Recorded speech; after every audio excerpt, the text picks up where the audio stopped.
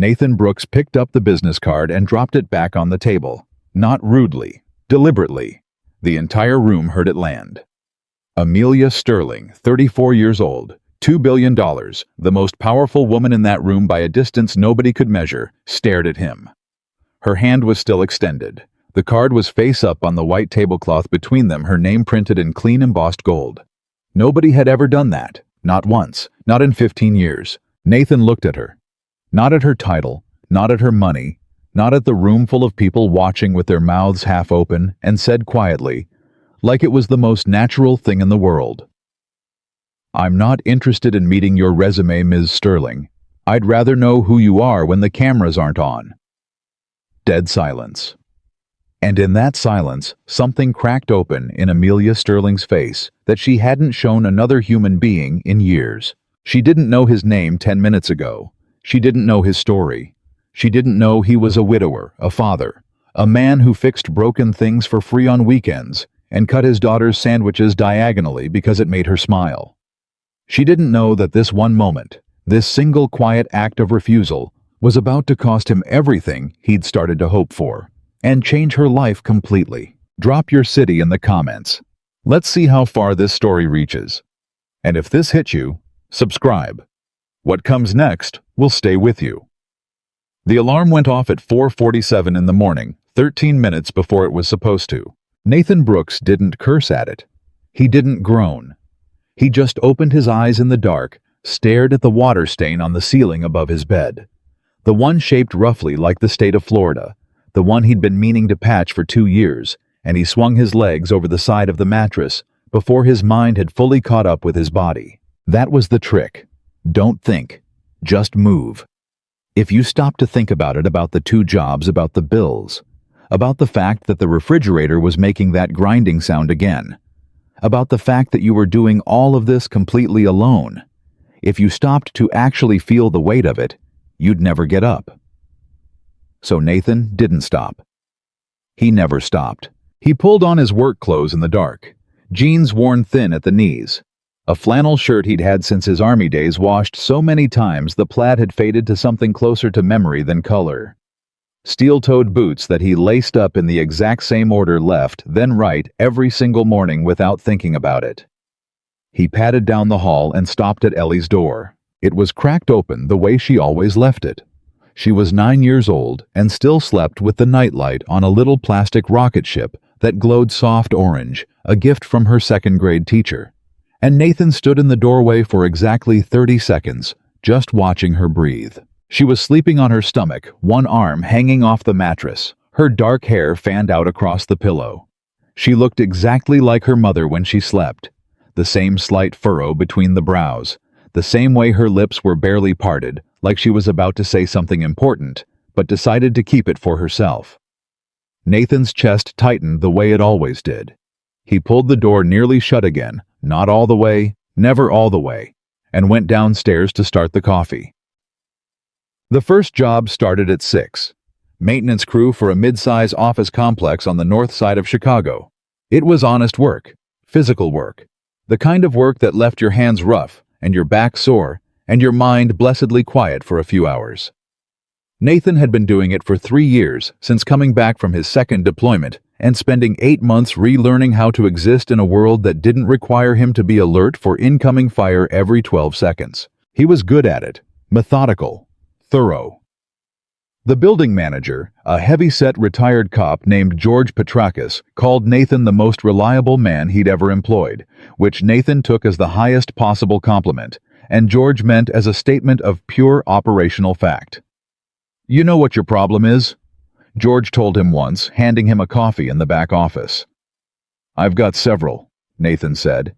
"You think too much about other people, and not enough about yourself." Nathan had looked at him evenly. "That a problem?" George had shrugged. "Depends on the people."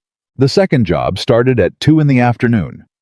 Nathan drove across town to a Veterans Resource Center on the south side where he worked as a facilities coordinator 3 days a week, patching plumbing, rewiring outlets, fixing whatever broke in a building that ran on a budget that barely covered the electric bill. The other days he picked up shifts at whatever job sites needed an extra pair of hands. Construction mostly. He was a trained Army combat engineer. He knew how things were built and how they failed, and how to keep them standing longer than anyone expected. He made enough. Just enough. Just enough for the rent for Ellie's school lunches, for the car payments on a 12-year-old truck that he maintained with the same meticulous care he gave to everything else in his life. He had a budget. He tracked every dollar. He didn't complain about it. He didn't have time to complain about it. The letter arrived on a Wednesday. It came mixed in with the utility bill and a Chinese food menu and a birthday card for Ellie from his mother in Ohio. And Nathan almost threw it in the recycling without opening it, because the envelope had the kind of clean official look that usually meant someone wanted something from him. But the return address stopped him. Chicago Community Heroes Initiative Networking and Recognition Gala. He read the letter standing at the kitchen counter, still in his work boots, while Ellie sat at the table doing her homework and explaining in the detailed and slightly breathless way she explained most things how she intended to build a working model of a water filtration system for her 4th grade science fair. "Dad, are you listening?" "Water filtration," he said, still reading. "4th grade. I'm listening. You're reading. I can do both." "No, you can't. Nobody can actually do both." He put the letter down and looked at her. "You're going to be a handful when you're a teenager." Ellie beamed like this was a compliment. "I know. What's the letter?" He held it up. "Someone thinks I'm a community hero." Ellie tilted her head. "You do fix things for free on weekends." "A lot of people do that." "Not really," she said, and went back to her homework with the calm certainty of someone who had thought about this more than she let on. Nathan read the letter again. The Chicago Community Heroes Initiative was, as far as he could tell, a nonprofit that organized an annual charity gala pairing what they called community champions teachers, veterans, first responders, nonprofit workers with successful Chicago area business leaders for networking, mentorship, and fundraising. Nathan had been nominated by the Veterans Resource Center director, a woman named Carol Hutchins, who had apparently submitted a 3-page letter on his behalf describing his work in terms that made him deeply uncomfortable. He shows up, the nomination letter apparently said according to the summary in his invitation. He shows up when nobody's asking him to, he stays until the job is done, and he never once asks what's in it for him. That is rarer than people understand. Nathan folded the letter. He thought about the evening he'd need to take off. He thought about asking Mrs. Garza across the hall to watch Ellie. He thought about the suit jacket hanging in his closet.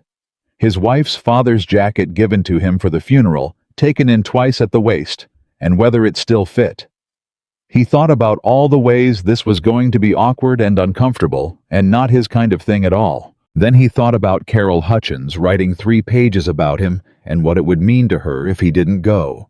He IRSVP'd the next morning. He didn't know anything about Amelia Sterling until 3 days before the event. It was George who told him in the tone of someone sharing classified information. "You know who's going to be at that thing," George said, leaning against the maintenance office doorframe. "Sterling. Amelia Sterling." "Should I know that name?" George stared at him. "Nathan. She was on the cover of Forbes 2 years in a row. She built the Lakewood district from scratch. She's 34 years old, and she's worth, I don't even know, they stopped counting at $2 billion. $2 billion. Nathan repeated the way you repeat a number that doesn't connect to anything real in your experience. "She does the charity circuit," George said. "Lots of these events. Shows up, takes a photo, writes a check, leaves. Sounds efficient. She doesn't usually stay long." Nathan nodded slowly. "That's fine. I probably won't either." George looked at him for a long moment. "You know, most guys in your position would be nervous about meeting a woman like that." "Why?" "Because she's a billionaire, Nathan. Because she could buy the building we're standing in right now and never notice the money was gone." Nathan picked up his toolbox. "Then I guess she has the kind of problems I've never had to worry about," he said, and went to fix a broken thermostat on the 4th floor. The Harrington Club occupied the top 3 floors of a building in the Gold Coast neighborhood that cost more per square foot than Nathan made in a year. He knew this because he'd once helped with a maintenance job in the lobby, and overheard two real estate brokers discussing it with the reverent, slightly horrified excitement that people reserved for discussing things that were simultaneously beautiful and obscene. He arrived 15 minutes early, which was his habit. He gave his name to a woman with a tablet at the registration desk. She smiled at him the way people smiled at things they weren't sure quite belonged, where they were polite, slightly uncertain, and handed him a lanyard with his name on it. Nathan Brooks, Chicago Community Heroes Initiative. The room was already half full. Cocktail tables, low lighting, the soft ambient sound of a jazz quartet in the far corner playing the kind of jazz that was designed to be not quite noticed. Waiters circulated with drinks that came in glasses too thin for Nathan's hands, and small plates of food that looked more like architectural models than anything you'd actually eat. He got a glass of water, found a spot near the wall that wasn't in anyone's way, and settled in. He was good at observing. It was a skill the Army had sharpened and experience had refined. He watched people the way he assessed buildings, looking for what was structurally sound and what was under strain, what was holding weight. It wasn't designed to hold what was likely to give way. The man near the bar was performing. You could see it in the way his smile reset between handshakes like a machine returning to default. The woman by the window was genuinely engaged. She leaned in when she listened, tilted toward the person talking, actually heard them. And then Amelia Sterling walked in. Nathan knew who she was the same way you know certain things without being told, because the room rearranged itself around her. It wasn't her clothes. Though her clothes were clearly expensive in the understated way that expensive clothes often were. It wasn't her appearance, though she was striking dark hair, sharp posture, the kind of face that photographs well, not because it was soft, but because it was definite. It was the fact that she entered the room, and the room's center of gravity shifted 3 feet in her direction. Every person within visible range made some small unconscious adjustment. Turned slightly toward her, stood up slightly straighter, became slightly more conscious of themselves. And Amelia Sterling walked through all of that awareness without seeming to notice it. Or rather, Nathan corrected this thought as he watched her. She noticed it and had long since stopped feeling anything about it. There was a quality to her that was not coldness exactly. It was more like containment. Like a building with all its load properly distributed. Nothing buckling, nothing straining, everything held in place by careful, invisible engineering. She shook hands. She smiled at the right moments. She said the right things. She was, Nathan thought, a little exhausted. Not physically. Something deeper. The kind of tired you get when you've been performing a version of yourself for so long that you can't quite remember where the performance ends. He recognized it because he'd felt something similar himself in the months after Sarah died, when he'd gone to work every day and answered every question about how he was doing with, "I'm fine, thank you." Until the words had become so automatic, he'd wondered whether he was still speaking them, or whether they were just something that happened in the air around him. He watched Amelia Sterling across the room and thought she's somewhere she doesn't fully want to be, which he supposed they had in common. CAG. The matching was announced by a man named Richard Holt, the initiative's executive director, who had the boundless professional enthusiasm of someone who genuinely believed in what he did, and was therefore slightly relentless about it. Names were called. Pairs were announced with some fanfare, each pairing described in terms of what their complementary backgrounds might produce. Innovation meeting community wisdom, executive vision meeting, ground-level experience. And our final pairing, Richard said with what seemed like particular satisfaction, is Amelia Sterling, founder and CEO of Sterling Urban Development, and Nathan Brooks, Army veteran community volunteer, and one of Chicago's finest examples of quietly extraordinary service. There was warm applause. Nathan made his way toward the center of the room. Amelia was already there. Up close, she was slightly taller than he'd expected. She had a glass of wine she hadn't drunk much of. She looked at him with the alert, assessing expression of someone who was very good at reading situations in the first 30 seconds. She extended her hand. "Amelia Sterling, it's a pleasure." Her grip was firm, direct, the handshake of someone who had shaken 10,000 hands. "Nathan Brooks," he said. "I understand you're a veteran," she said. "Army. Combat engineer, 2 tours." That's remarkable service. She reached into the small clutch she carried. Let me get you a card. I'd love to connect you with a few contacts who work in veteran workforce development. There are some excellent programs. Ms. Sterling. She paused. Nathan looked at her steadily. His voice was calm. Not rude, not challenging.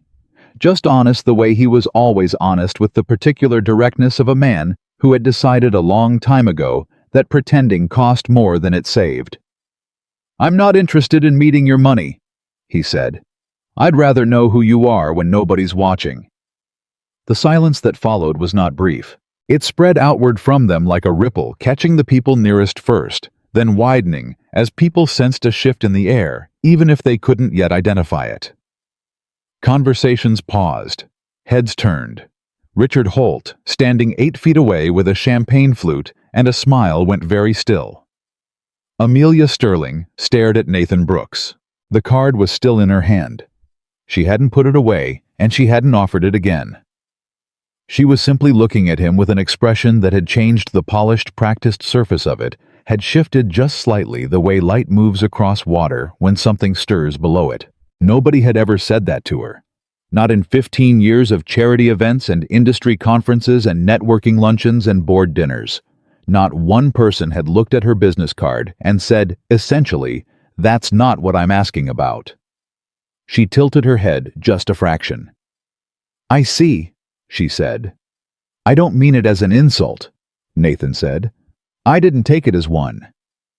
She put the card back in her clutch. That's interesting. Most people lead with the card. I know, but you don't seem like you need another contact. What do I seem like? Nathan considered her for a moment, not performing consideration, actually doing it the way he actually thought about most things before he said them. You seem like someone who's spent a long time being very impressive, he said, and maybe not a lot of time being known. The room around them had mostly resumed its ambient murmur, but the two of them stood in what felt like a separate, quieter space. Amelia Sterling, who had given keynote speeches in front of 3,000 people, who had negotiated billion-dollar contracts across conference tables, where every person present was trying to get something from her, who had built an entire public self that was so polished and complete that most people never thought to wonder what was underneath it. Amelia Sterling, for one long and genuine moment, didn't know what to say. And then something small, something real, something almost involuntary, she laughed. Not the professional laugh. Not the carefully modulated sound she deployed at industry functions. An actual laugh surprised out of her, brief and unguarded. You're not what I expected, she said. Nobody ever is, Nathan said. That's usually the point. She looked at him for another moment. Then she said, All right, Nathan Brooks, tell me something about yourself that isn't on your nomination form. And Nathan, who almost never talked about himself because it had always seemed like a way of taking up space that belonged to other people, actually had to think about this for a second. I make my daughter's lunch every morning, he said finally. She's 9. She won't eat the cafeteria food. I cut her sandwiches diagonally because she says they taste better that way. And I know that's not scientifically possible, but I do it anyway because it makes her happy. He paused. I don't know why I told you that. Amelia Sterling's expression shifted again. Something in it softened in a way that had nothing to do with professional warmth. I think you told me that, she said quietly, because it's actually who you are.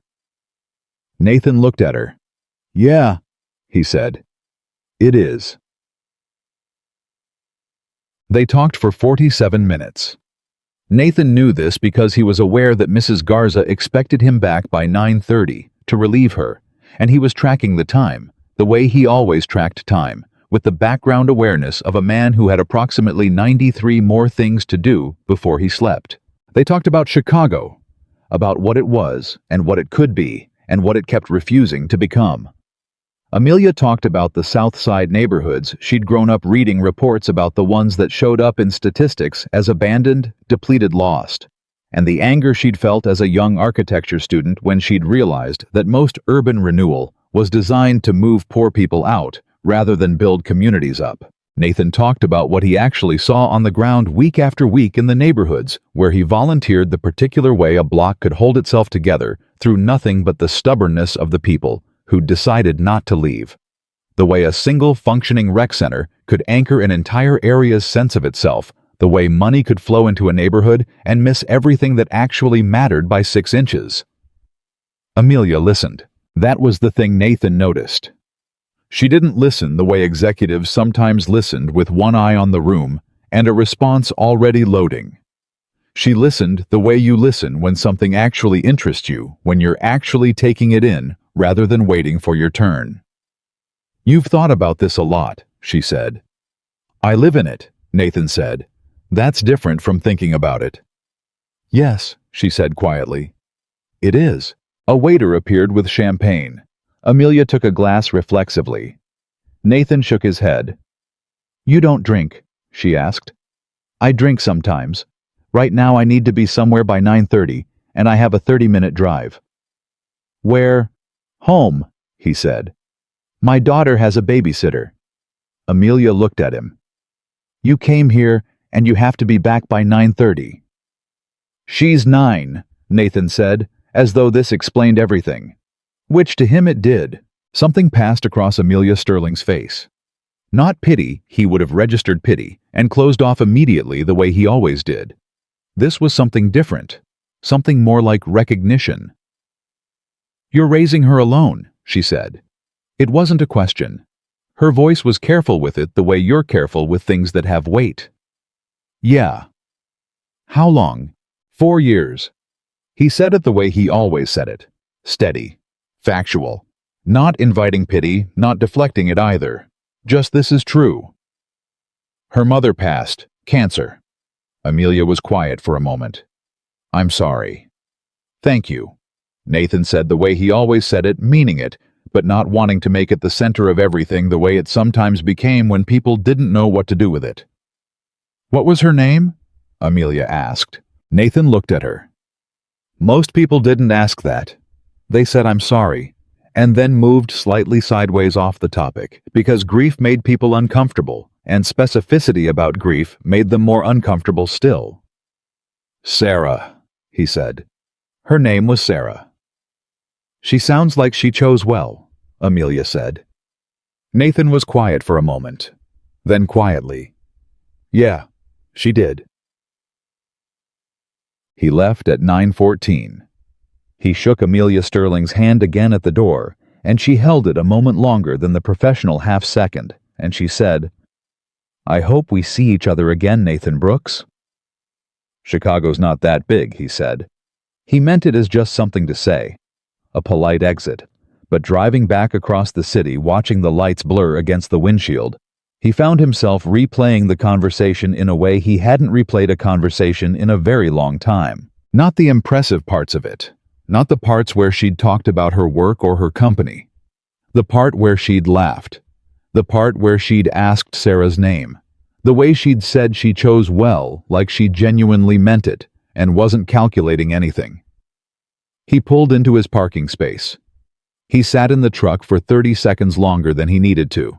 Then he went upstairs to relieve Mrs. Garza and check that Ellie was asleep, and stood in his daughter's doorway in the orange glow of the rocket ship nightlight, and thought about how strange it was that a room full of 100 people he had nothing in common with had produced one conversation that felt more honest than most of the ones he had in a month.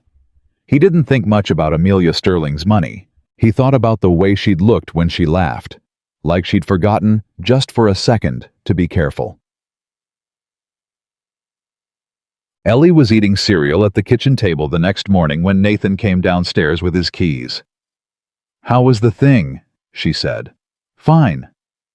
"Did you meet anyone interesting?" Nathan thought about it. "Yeah," he said. "Actually?" Ellie looked up from her cereal with the particular alertness of a child who had inherited her father's ability to read the weight of a word. "Who?" "Someone who builds things," Nathan said. "Buildings, neighborhoods." Ellie considered this. "Like you." Nathan looked at his daughter. "Sort of," he said. "Different kind of building." "But she builds things, Ellie said, because she had also inherited her mother's particular precision about pronouns. Nathan picked up his keys. Yeah, Elle, she does. Ellie went back to her cereal, the small smile at the corner of her mouth entirely her own. He didn't expect to hear from Amelia Sterling again. He'd meant what he said. Chicago wasn't that big, and their worlds had genuinely intersected for one evening, and that happened. It was fine. It had been a better evening than he'd expected going in. The text came 4 days later. It was a Thursday. He was on a ladder replacing a ventilation panel in the Veterans Center when his phone buzzed in his pocket. He came down, checked it. Nathan, this is Amelia Sterling. I got your number from Carol Hutchins. I hope that's all right. I'm going to be walking through the Harding Avenue area on Saturday morning with my site team. Something you said has been on my mind. Would you be willing to come? No agenda. Just looking. He read it twice. He thought about Saturday morning. He had a volunteer shift at 10. He could be in the Harding Avenue area by 8. He thought about what she'd said, no agenda. Just looking. He typed back, 8 a.m. works. I know a good place to get coffee on the way. 3 minutes passed. Perfect. I'll be there. He went back up the ladder. The ventilation panel wasn't going to replace itself, but he was aware climbing back up of something he hadn't felt in a long time. Something that didn't have a specific name. Something lighter than usual, moving somewhere just below his ribs. He ignored it the way he ignored most things that didn't have a practical application. It came back on Saturday anyway, when he pulled his truck to the curb on Harding Avenue at 7:58 in the morning, and Amelia Sterling was already there. No driver, no assistant, no entourage, standing on the sidewalk in jeans and work boots, holding 2 cups of coffee, looking up at the corner building with an expression that had nothing professional in it. Just someone looking at something and thinking hard about what it could become. She heard his truck door and turned. You beat me here, he said. I'm always early, she said. So am I. She held out a coffee. I guessed black. He took it. Good guess. They stood together on the sidewalk looking at the block, at what was there and what wasn't, at the buildings holding on and the gaps where buildings used to be, at the corner store and the boarded church and the 3 kids on bikes at the far end who stopped to watch them for a moment and then rode on. Tell me what you see, Amelia said. Nathan looked at the block for a moment. Then he started talking. And Amelia Sterling listened the way she'd listened at the gala, like she was actually taking it in, like it was actually changing something in how she understood the world, like she had come here not to confirm what she already thought, but to learn something new. The coffee went cold before either of them finished it. Neither of them noticed. 2 strangers. 2 wounds they'd both learned to carry in silence. 2 lives that had turned without warning toward each other on a sidewalk in Chicago on an ordinary Saturday morning. Neither of them knew yet what was coming. Neither of them knew that the real test, the one that would cost everything, hadn't even begun. The Saturday morning on Harding Avenue became a habit neither of them planned. It wasn't a date. Nathan would have been the first person to say that clearly and without apology, because he was a man who called things what they were and didn't dress them up in language they hadn't earned. It was 2 people walking through a neighborhood talking about what they saw. That was all it was. That was all either of them called it. But it happened again the following Saturday, and the one after that.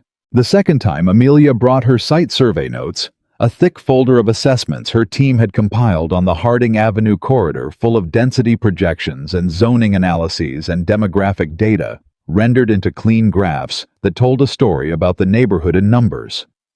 She spread them on the hood of Nathan's truck and walked him through them, pointing at figures explaining what the data suggested about foot traffic and commercial viability and infrastructure load. Nathan listened. He looked at the graphs for a long time. Then he looked up. These numbers are right, he said. Yes, Amelia said, but they're counting wrong. She looked at him. What do you mean? They're counting what's broken, Nathan said. They're not counting what's holding. He pointed down the block. You see that barber shop on the corner? Marcus Webb has run that place for 22 years. He opens at 7 in the morning, And half the time he doesn't charge the old guys who come in just to sit. You know what that barbershop is worth to this block." He looked at her. "Not in dollars. What it's actually worth." Amelia was quiet. "Your data doesn't have a column for that," Nathan said. It wasn't an accusation. His voice was the same steady, even tone he always used. Just a fact. Just the truth as he saw it. Amelia looked back at the folder. She closed it. "Show me," she said. So Nathan walked her down the block. He introduced her to Marcus Webb, who was sweeping the sidewalk in front of his shop, and who looked at Amelia Sterling with the careful, measuring expression of a man who had seen a lot of people come through his neighborhood with clipboards and promises, and hadn't seen much come of either. Nathan didn't introduce her by her title or her company. He just said, "This is Amelia. She's trying to figure out what this block actually needs." Marcus looked at Nathan, then at Amelia, then back at Nathan. "She know what she's looking at?" Marcus asked. "She's learning," Nathan said. Marcus Webb leaned on his broom. "All right," he said. "Then I'll tell her." And he did. For 40 minutes, Marcus Webb told Amelia Sterling about the Harding Avenue corridor in a way that no density report had ever captured the families who'd stayed through 3 decades of disinvestment. The informal networks that kept people employed and fed when the official systems failed, the specific way the neighborhood organized itself around the school calendar and the church schedule, and the rhythm of which businesses were open on which days and why. Amelia took notes on her phone. Real notes. Not talking points, not data inputs. She asked questions that surprised Marcus, specific, thoughtful questions that showed she was actually listening rather than waiting for a gap to insert her own conclusions. When they left, Marcus called after them. "Hey," he said. Nathan turned. Marcus pointed at Amelia. "She comes back, she comes with him." He pointed at Nathan. "She comes alone. I don't have time." Amelia looked at Nathan. Nathan almost smiled. "I'll take that as a compliment," he said. "It is one," Amelia said quietly. "He trusts you." "Marcus doesn't trust easily." "Neither do I," she said. They walked back toward the truck in silence. Not the uncomfortable kind. The kind that happened between people who had said enough for now and didn't need to fill every space with sound. It was the kind of silence Nathan hadn't shared with anyone in a long time. He didn't say that. He didn't say much of anything.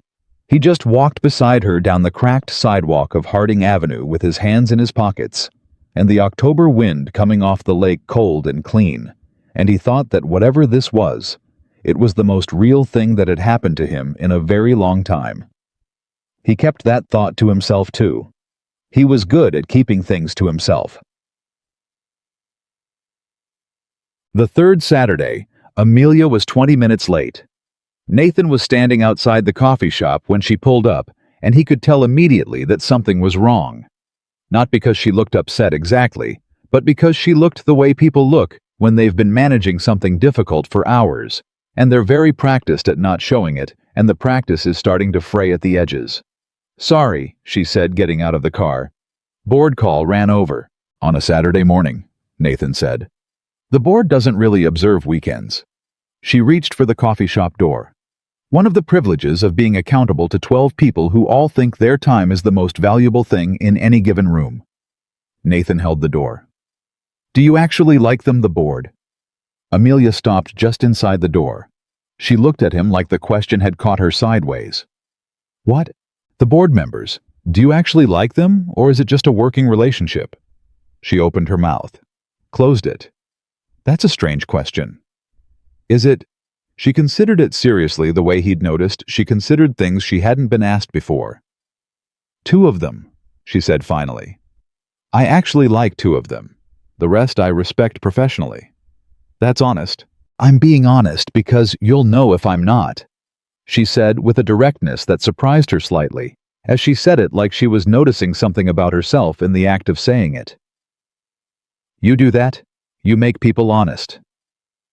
"I don't do anything," Nathan said. "I just don't pretend I can't tell the difference." They got their coffees. They sat at the small table by the window, because Nathan was watching the street the way he always watched the street. An old army habit he'd long since given up trying to break, and sitting with his back to it made him restless. "Can I ask you something?" Amelia said. "Yeah." "How do you do it?" He looked at her. "Do what?" "All of it." She wrapped both hands around her cup. "2 jobs. Ellie, the volunteer work. The way you show up for everyone around you." She paused. "Where do you put the hard parts?" Nathan was quiet for a moment. This was the question he didn't get asked. People asked how he managed meaning logistically. How did the schedule work? How did he handle childcare? What was the financial picture? They asked the structural question because the structural question was easier. The question Amelia had just asked was the real one, and most people didn't ask the real one. "I don't put them anywhere," he said. "I just carry them." "That sounds exhausting." "It is," he said simply. "But the alternative is putting them down, and I can't do that. Ellie needs me to be standing up, so I stand up." Amelia looked at him for a long moment. "Does it ever get lighter?" "Some days," Nathan said. "The days when Ellie does something that would have made Sarah laugh, those days it's heavier. Other days I go a few hours without counting what's missing. Those days are lighter." He turned his coffee cup in his hands. "It's not linear. That's the thing nobody tells you. People think grief moves in one direction, but it doesn't. It circles." Amelia's hands tightened slightly around her cup. "My fiancé died 8 years ago," she said. Nathan went very still. She wasn't looking at him. She was looking at the table, and her voice had the particular quality of someone saying something they rarely said out loud, measured, controlled, but with something moving underneath it that the control couldn't entirely contain. "Car accident," she said. "His name was Daniel. He was an architect. We'd been engaged for 7 months." She paused. "I'd been building the company for 2 years at that point. 60-hour weeks, investor meetings, everything. He used to say I was building Chicago one argument at a time." A brief silence. "After he died, I just kept building. It was the only thing I knew how to do. It was the only place where I could be productive with the pain instead of just sitting in it."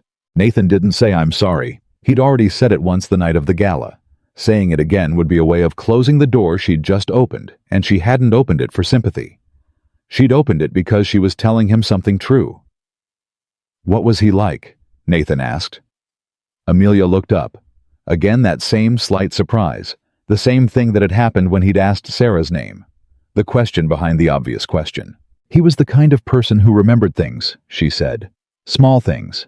He'd remember that you'd mentioned 3 weeks earlier that you were nervous about something, and he'd ask about it on the right day. Not in a calculated way. He just paid attention." She shook her head slightly.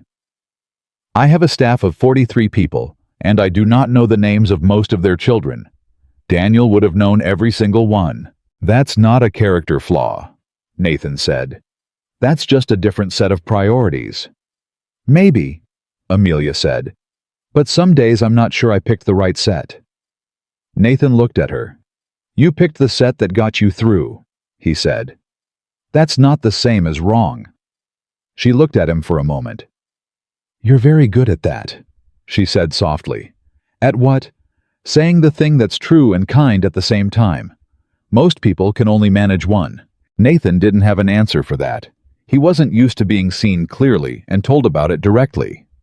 It made him feel slightly exposed in a way that wasn't entirely uncomfortable, just unfamiliar, like a room he'd never been in before, finding out the proportions were different than he'd expected. He looked back out the window. "Tell me more about the Harding project," he said. Amelia let him redirect. She understood that he wasn't ready to stand still in that moment. She filed it away the way he deflected the personal with the practical, the way kindness embarrassed him slightly, the way he used other people's problems as an exit from his own, and she let it go for now. "The board wants to move fast," she said. "They've been watching the property values around the corridor, and they're concerned that if we wait, the acquisition costs go up. There's pressure to commit to a framework by the end of Q1. "What framework?" "Mixed-use development. Retail on the ground floors, residential above. Market rate. She paused. Premium market rate. Nathan was quiet. The projection models are strong, she said. The ROI timeline is actually shorter than most of our previous projects. I'm sure it is, Nathan said. Something in his tone made her look at him. But, I didn't say but. You were thinking it. He looked at her. Premium market rate on Harding Avenue means the people on Harding Avenue can't afford to stay on Harding Avenue. That's not necessarily Amelia. His voice was quiet, just her name, but it stopped her. You walked that block with me. You talked to Marcus. You heard what he told you about the families who've been there for 30 years. He paused. What happens to Marcus's barber shop when the rent triples? She didn't answer. And the woman 3 blocks over, Rosa Mendez, you talked to her for 20 minutes last week about her daughter's after-school program. What happens to that program when the building it runs out of gets bought and converted? The development would include community amenity spaces. Amenity spaces, Nathan repeated. Not sarcastically, just carefully, like he was making sure he was hearing it right. That's what you'd call it. Amelia put down her coffee cup. I know how it sounds. How does it sound? Like I'm doing exactly what every other development company does, dressed up in better language. She said it flatly, without self-pity, which was one of the things Nathan had noticed about her. She was capable of honest self-assessment when she chose to apply it. She just didn't always choose to. I know. Then what are you going to do about it? She looked at him. The board. I didn't ask about the board, Nathan said. I asked what you're going to do. The silence between them had a different quality than the earlier one. This one had weight in it. Amelia picked her coffee cup back up. She held it in both hands and stared at it and said nothing for a long moment. I don't always get to make the call alone, she said finally. No, Nathan said. But you get to make the case, and you know what the right case is. She looked at him. You don't pull punches. I don't see the point. You're smart enough to handle the truth. He paused. And you care enough to be bothered by it. You wouldn't be here on a Saturday morning if you didn't. She held his gaze. Something in her jaw tightened slightly, the almost invisible sign he'd learned that she was feeling something she wasn't sure how to process. I need to think, she said. Yeah, Nathan said. You do. They finished their coffee. They walked the block. They talked to 3 more residents. Amelia took more notes and asked more questions and listened in the same way she always listened when she was actually listening, which was differently than she listened when she was just being polite, and the difference was visible to anyone paying attention. Nathan paid attention. He always paid attention. So, Ellie met Amelia on a Sunday in November, which was not planned, and which Ellie subsequently described to her classmates as the most interesting thing that happened to my dad in years, which Nathan found out about secondhand and chose not to address directly. It happened because Nathan had told Ellie he needed to drop something off a set of community survey responses he'd helped compile for a nonprofit that was sharing data with Sterling Development. He'd intended to leave them with the front desk of Amelia's building. What happened instead was that Amelia was in the lobby when they arrived, coming back from a Sunday site visit, and she saw Nathan through the glass and pushed through the door before he'd gotten out of the truck. Ellie was in the passenger seat. You brought company, Amelia said, looking through the open window at Ellie with genuine surprise. Ellie looked at Amelia with the unfiltered assessment of a 9-year-old who had not yet learned to pretend she wasn't evaluating someone. Are you the lady that builds things? She said. Ellie? Nathan said. What? That's what you called her. Amelia looked at Nathan with an expression that was almost a smile. That's what he called me. He said you build neighborhoods, Ellie said. Which is different from buildings. Buildings are easier. Neighborhoods are about people. Amelia blinked. She looked at Ellie for a moment. That is exactly right, she said. Did your dad tell you that? No, Ellie said. I thought of it myself. There was a brief silence. Ellie, Nathan said, this is Amelia. I know, Ellie said. She stuck her hand out the window with the formality of someone who had been taught that handshakes mattered. It's nice to meet you. Amelia shook her hand with complete seriousness. It's very nice to meet you, Ellie. Dad says you walk around looking at broken things. That's one way to describe it, Amelia said. He does that too, Ellie said. On weekends, he fixes them after he looks at them. She looked at Nathan. Do you fix the same ones she's looking at? Nathan opened his mouth, closed it. Not exactly, he said. But sort of, Ellie said as a statement, not a question, and went back to whatever she'd been reading in her lap with the breezy certainty of someone who had gathered everything she needed from an interaction and was ready to move on. Amelia stepped back from the window. She looked at Nathan with the full-on, undisguised version of the smile she usually kept banked. She's extraordinary, she said quietly. She's terrifying, Nathan said. She's been like that since she was 4. She sounds like her father. She's smarter than her father. I believe that, Amelia said, and the way she said it, warm and direct and without a single layer of qualification, made Nathan look away for a second and find something across the street that needed studying. He handed her the folder. Their fingers overlapped on the edge of it for a fraction of a second. Neither of them said anything about it. I'll call you about the survey data, she said. Sounds good? He said. She took a few steps back toward the building, then stopped and turned around. Nathan. He looked at her. For what it's worth, she said. She's the best thing about you. Nathan was quiet for a beat. Yeah, he said. I know. He got back in the truck. Ellie watched Amelia walk back into the building, then turned to her father. I like her, Ellie announced. Good, Nathan said. She looked at you like she was actually seeing you, Ellie said. Not like most people who look at you and just see the tired part. Nathan started the truck. When did you get old enough to notice things like that?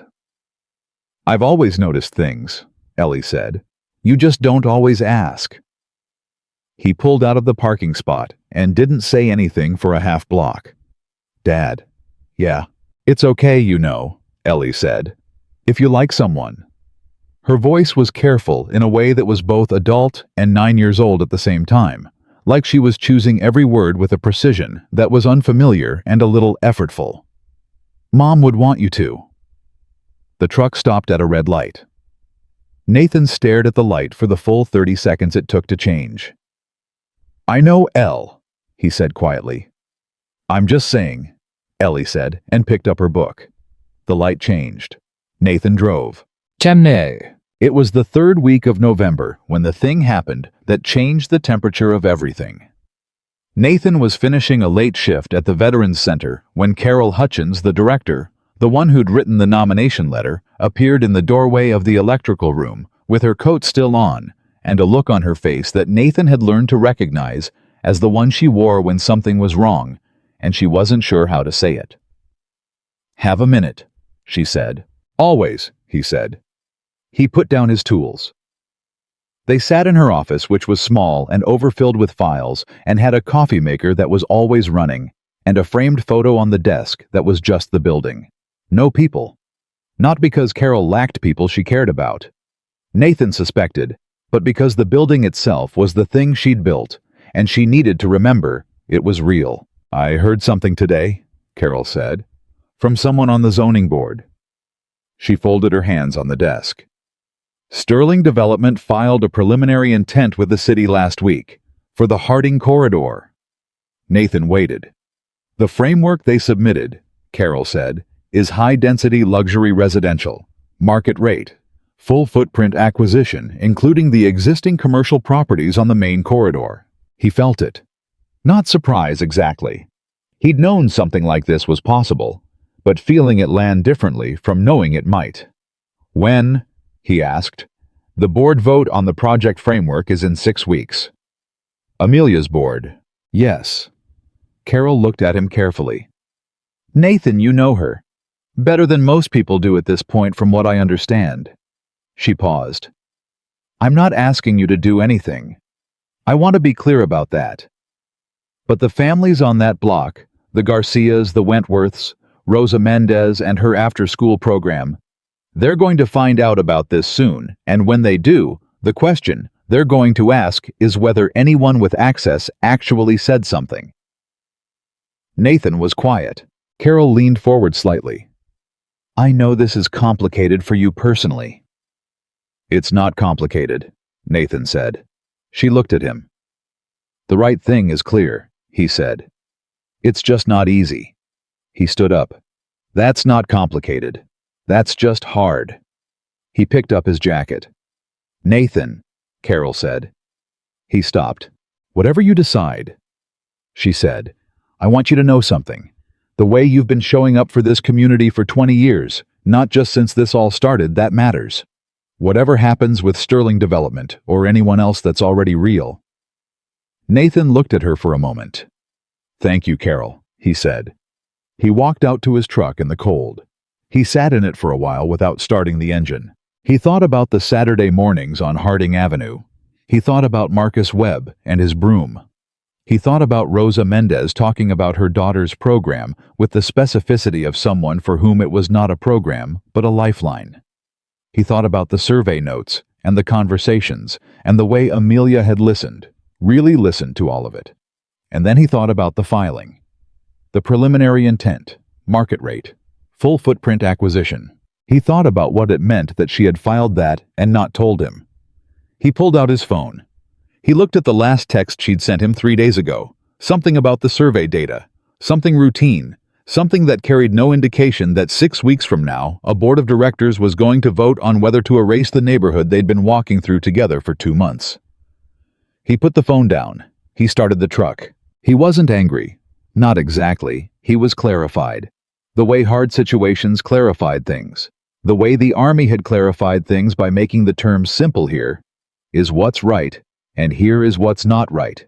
And the only question is which one you're going to be. The question was always which one you were going to be. He knew the answer to that. He'd always known the answer to that. The harder question, the one that moved in him like something with weight, was what it was going to cost. Charva. He called her the next morning. Not a text. A call because texts were easy to manage at arm's length, and he wasn't going to do this at arm's length. She picked up on the second ring. Nathan, she said. There was something slightly different in her voice. A registered awareness, maybe. A sense that this was not a routine call. I need to ask you something, he said, and I need you to answer straight. A brief pause. All right. The Harding Avenue filing. The preliminary intent you submitted to the city. He kept his voice even. Why didn't you tell me? The silence on the other end was 3 seconds long. He counted it. The board moved faster than I expected, she said. The legal team submitted the preliminary while I was still reviewing the options. That's not what I asked, Nathan said. I asked why you didn't tell me. Another pause, shorter this time. Because I wasn't ready for the conversation. He took that in. Are you ready for it now? He said. A longer pause this time. He heard her exhale, not quite a sigh, something more controlled than that, something that sounded like a person settling their weight before saying something difficult. The framework the board approved is not the final plan, she said. It's a preliminary filing to hold the acquisition window. The actual development design hasn't been finalized. But the framework is market-rate luxury residential. Yes. Full footprint. Yes. Which means Marcus Webb's barbershop, Nathan said. Rosa Mendez's after-school program. Every long-term tenant on that corridor. Nathan. Gone, he said. One word, flat and factual, and with all the weight of the Saturday mornings they'd spent in those streets behind it. The silence that followed was the longest one. I know, Amelia said quietly. Then what are you going to do about it? He said. The same question he'd asked over coffee. The same one. Because he already knew the answer she'd given then, and he needed to know whether it still held. I'm trying to figure that out, she said. And for the first time since he'd known her, her voice had something in it he hadn't heard before. Not the controlled exhaustion of the woman at the gala. Something rawer than that. Something more honest. Something that sounded like a person who had been carrying two things in opposite directions and was starting to feel the distance between them. "Amelia," Nathan said. "Yes. Whatever you decide about the project, about the board, about all of it, I'm going to say what I think is right. You need to know that." He paused. "Not because I'm trying to hurt you, because I think you deserve someone who tells you the truth." She was quiet for a long moment. "I know that," she said softly. "That's why I didn't tell you." He let that sit. "I'll see you Saturday," he said. "Yes," she said. "Saturday." He ended the call and sat at his kitchen table for a minute in the early morning quiet of his apartment. Ellie's cereal bowl from breakfast was still on the counter. Her backpack was by the door. The rocket ship nightlight, she'd brought it downstairs for some reason and left it on the kitchen shelf, glowed soft orange in the gray November light.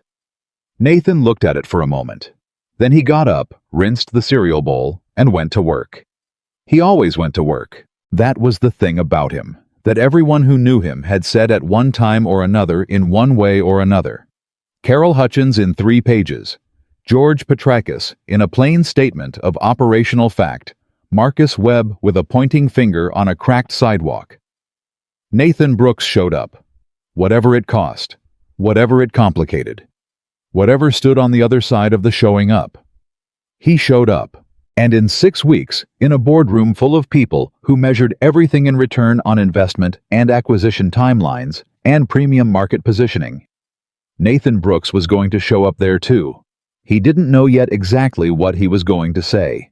He knew it was going to change everything. The 6 weeks between that phone call and the board meeting were the strangest 6 weeks of Nathan Brooks's life. And that was saying something because he had spent 14 months in a combat zone and 4 years learning to be a father and a widower at the same time. The strangeness wasn't loud. It didn't announce itself.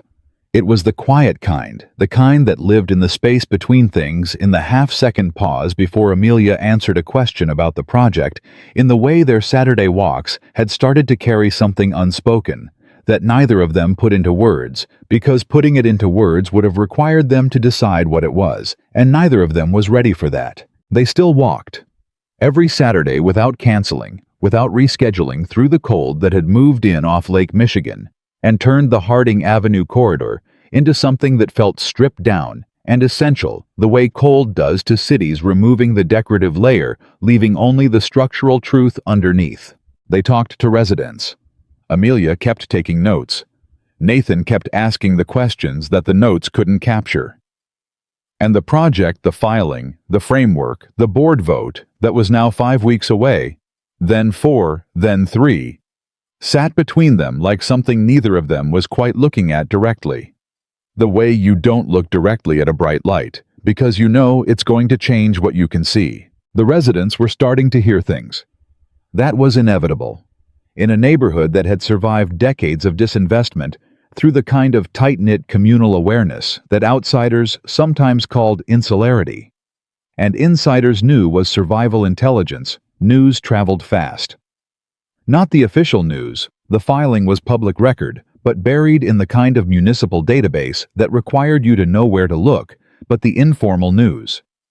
The sense that something was coming.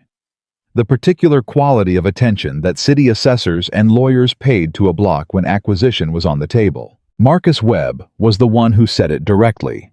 He always was. It was the 4th Saturday of November, a morning so cold their breath showed, and Marcus was standing in front of his barber shop, with his arms crossed, and an expression that Nathan had not seen on him before. Not angry, not defeated, but tightened. Like a man who has been waiting for something he hoped wouldn't come, and has now accepted that it's coming. Sterling development, Marcus said without preamble, looking at Amelia. Amelia met his eyes. She didn't flinch. Nathan noticed that. She could have looked away or qualified it or wrapped it in corporate language, and she didn't do any of those things. She just held his gaze. "Yes," she said. "Your company," Marcus said. "Yes." Filed a preliminary acquisition intent on this corridor. Yes. Marcus was quiet for a moment. A car went by. Someone across the street opened a door and let it bang shut. You've been walking this block for 2 months, Marcus said, asking questions, listening to people. He looked at Nathan, then back at her. Was that real? Or was that research? Amelia didn't answer immediately. Nathan watched her. He watched the thing move across her face, the internal reckoning, the moment where the polished surface met something that pushed back from the inside. I want it to have been real, she said. I'm still figuring out whether I have the power to make it real in the way it needs to be. Marcus looked at her for a long time, long enough that the silence became its own kind of statement. That's the most honest thing any developer has ever said to me, he said finally. Which is not a high bar, but I'll give you credit for it. He looked at Nathan again. You trust her. Nathan met Marcus's eyes. He thought about the phone call. The 3-second silence. Because I wasn't ready for the conversation. He thought about the way she'd said, I know, when he'd laid out what the full footprint acquisition meant for the people on this block.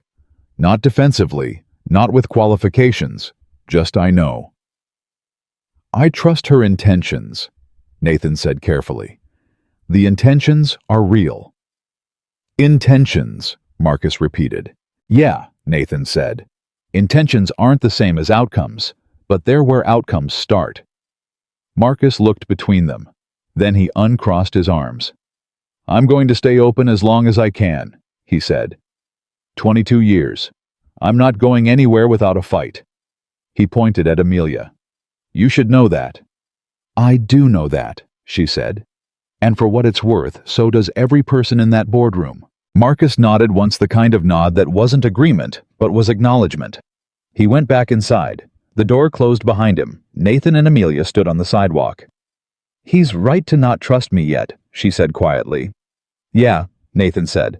Does that bother you? He looked at her. The fact that you said yet bothers me less than I thought it would. She looked at him for a moment. Something shifted in her expression. Something that might have been gratitude, but ran deeper than gratitude into the territory of being understood by someone who wasn't required to understand you and chose to anyway. Nathan, she said. Yeah. I'm going to fight this, she said. Inside the boardroom. I want you to know that. I know, he said, but I need to tell you something else. She paused. The cold moved around them. They're going to invite you to the board meeting. Richard Holt suggested it. The initiative does. It sometimes brings in a community voice. And when they do, I need you to say what you think. Not what helps me. Not what's careful. She held his gaze. What's true? Nathan looked at her. Even if what's true is bad for you, he said. Not a question. Especially then, she said. He studied her face. The same face he'd been watching for 2 months, learning its language, the small movements that meant she was deciding something, the way her chin lifted slightly when she was about to hold a position, the way her eyes went still when something landed with real weight. He'd been learning her the way he learned buildings. From the outside in, from the visible structure toward the load-bearing elements underneath. All right, he said. All right, she said. They walked the rest of the block in the cold and didn't say much else.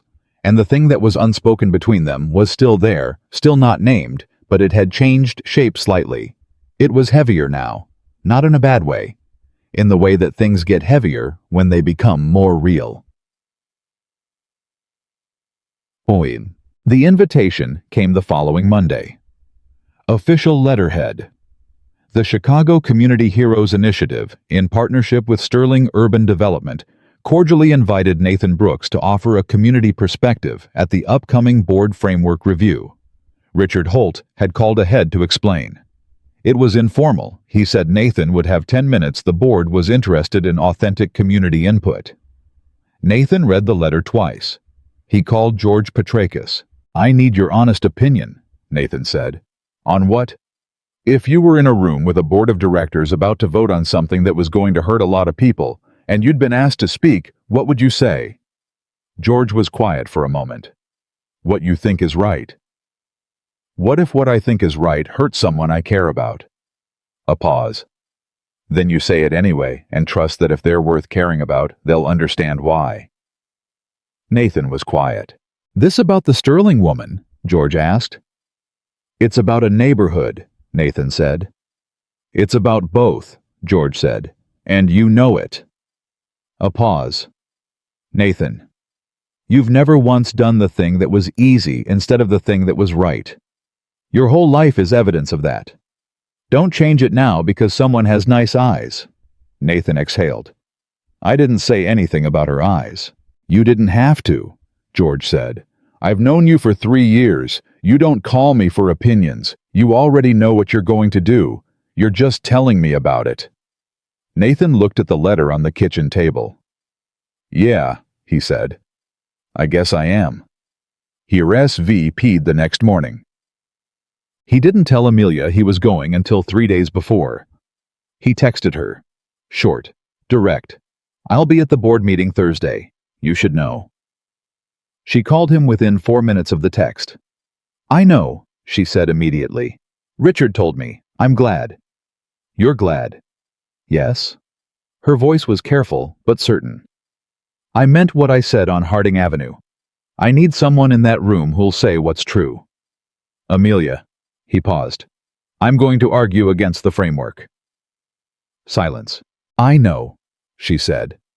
I'm going to tell them exactly what full footprint acquisition means for the people on that block.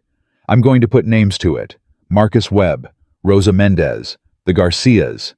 I'm going to make it specific, and I'm going to make it real, and I'm going to make it very difficult to vote yes with a clear conscience. She was quiet for 4 seconds. He counted.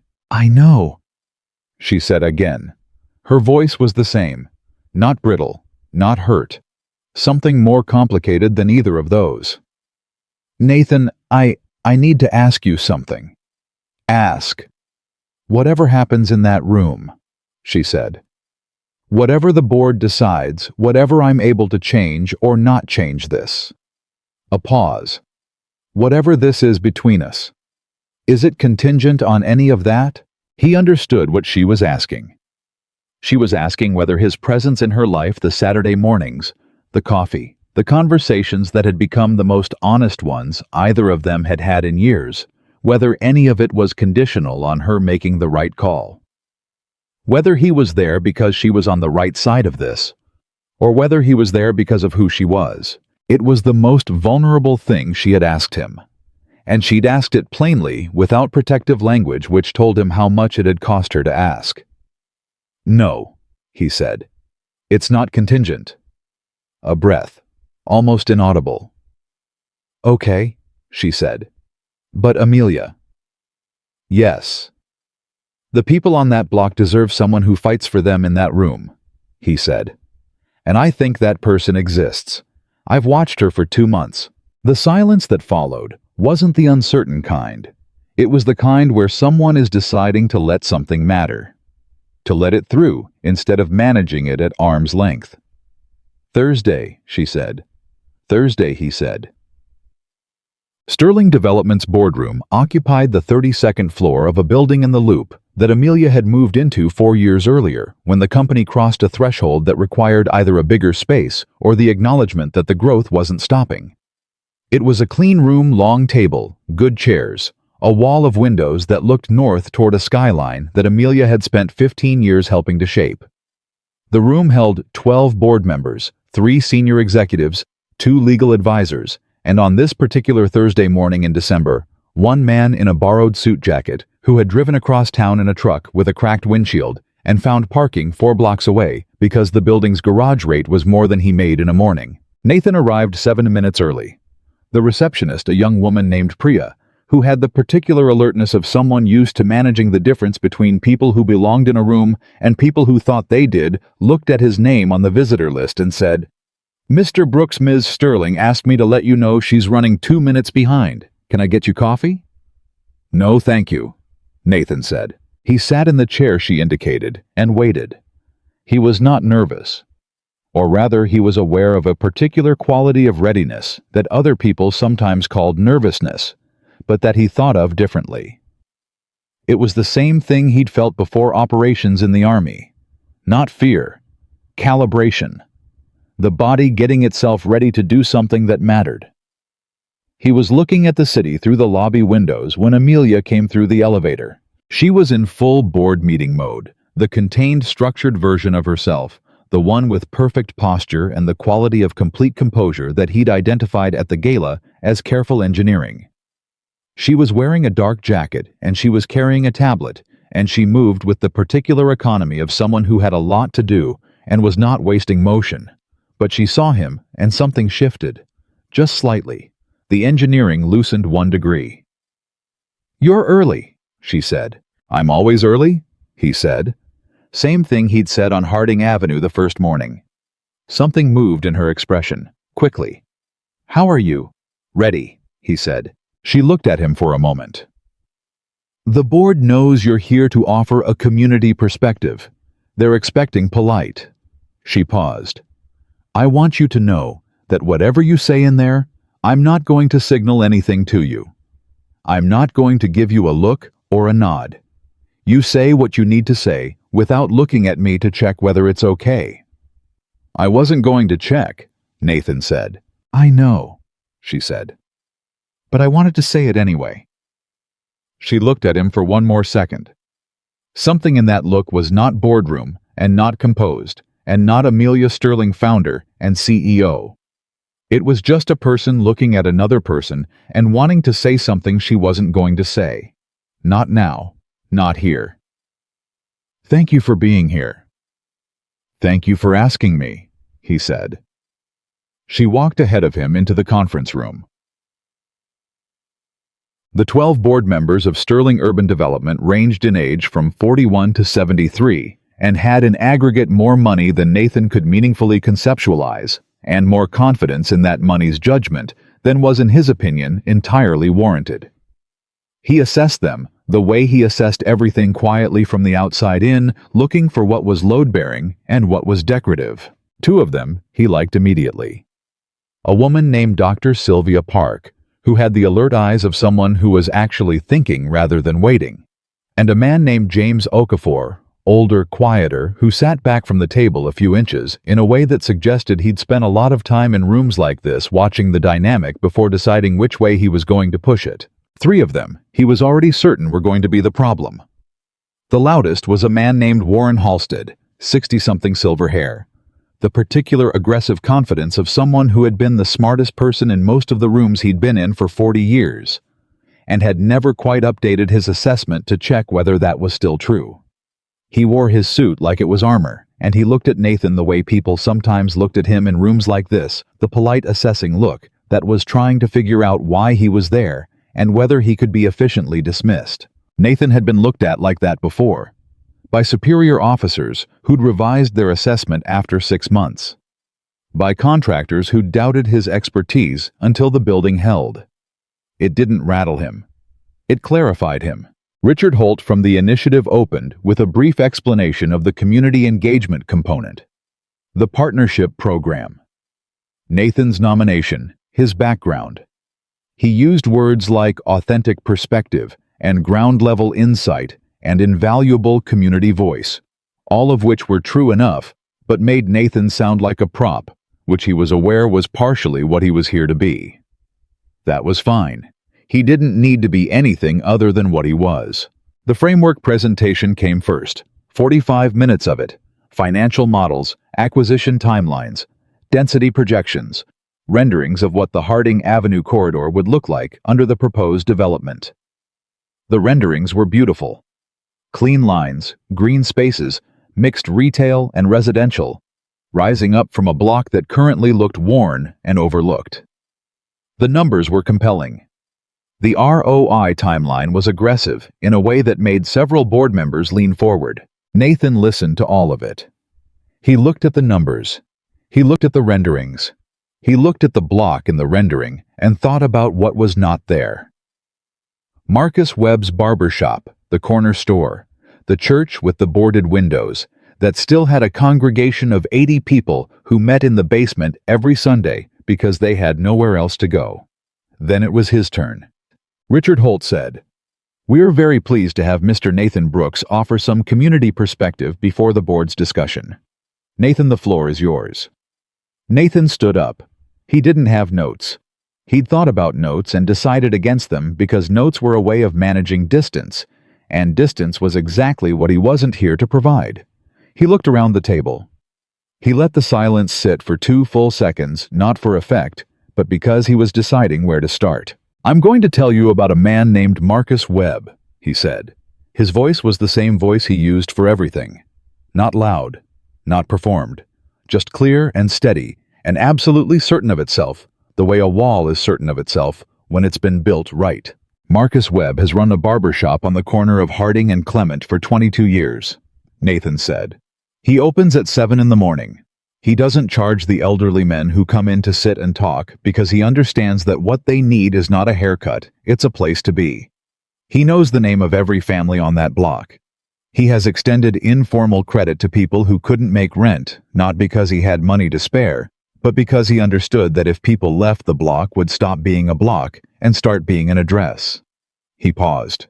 "Your acquisition framework buys that building. Marcus Webb's lease does not survive what you're planning. He knows it. He told me so." The room was quiet.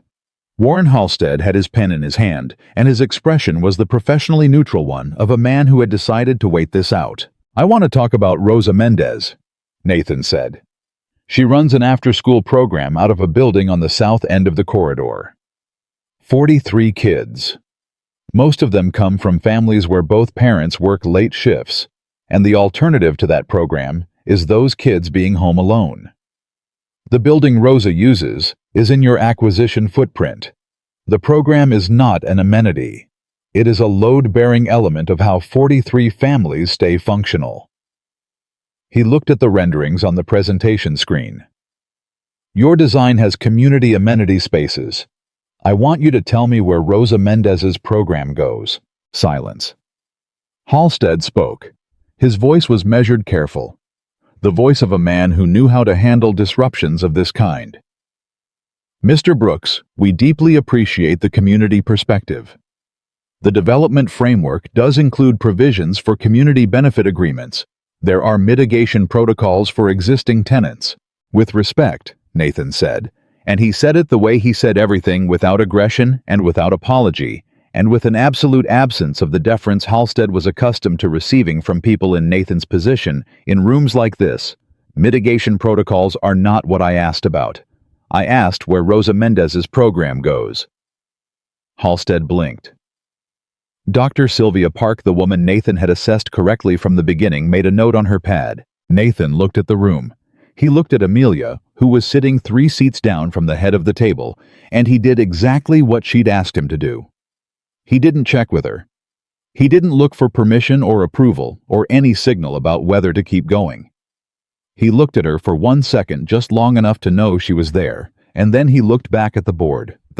"I'm not here to tell you this development shouldn't happen," he said. "I'm not opposed to investment in that neighborhood. The neighborhood needs investment. It has needed investment for 30 years, and the absence of it has cost real people real things that no study has fully added up, because some of what it costs doesn't show up in data." He put his hands flat on the table. "I'm here to tell you that what you build matters as much as that you build. That a neighborhood is not a site. It is a living system with a history and a logic and a set of relationships that took decades to form, and if you clear it and build something profitable on top of where it used to be, you haven't developed a community. You've replaced one." The room was very quiet. Halstead was no longer neutral. His expression had moved into the territory of a man whose patience was thinning. "Mr. Brooks, with all due respect, the financial modeling on this project represents—" "I understand the financial modeling," Nathan said. "I've seen it. The numbers are correct." He looked at Halstead directly. "Numbers are easy to make correct. You choose what to count." He let that sit for a beat. "You're not counting Marcus Webb's 22 years. You're not counting Rosa Mendez's 43 kids. You're not counting what it means to a neighborhood when the people who held it together for 30 years are pushed out so that people who can pay $3,000 a month for an apartment can move in.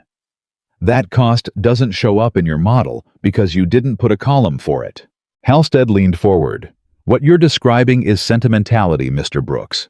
In a business context, no, Nathan said. His voice didn't rise. It didn't need to. It had a quality of absolute stillness that stopped Halstead mid-sentence, not through volume, but through certainty. The certainty of a man who had spent his life building things and knew the difference between what held and what didn't. What I'm describing is infrastructure, human infrastructure, the kind that doesn't appear in your ROI model, but is the actual reason that neighborhood hasn't collapsed. Sentiment is a feeling. What Marcus Webb does every morning is a structural function. When you remove a structural function without replacing it, things fall. Silence. He looked at the room one more time, and then Nathan Brooks said the 7 words that nobody in that room expected, the 7 words that the woman at the front of the table had not heard, but had perhaps somewhere underneath everything hoped for. If loving someone means helping them make the wrong decision, then I don't deserve to stand beside her. The room went absolutely still. He hadn't planned those exact words. He'd felt them come up from somewhere below the prepared argument from the place where the personal and the principled had fused somewhere in the last 2 months into something that couldn't be separated. He said them, and didn't take them back, and didn't soften them, and didn't look at Amelia when he said them, because he'd told her he wouldn't, and he kept his promises. But he felt her stillness, 3 seats down, the particular quality of it. He sat down. Warren Halstead was the first to find his voice. "Well," he said, and stopped and tried again. "Well?" He looked at the other board members. He looked at Richard Holt. He looked at Amelia.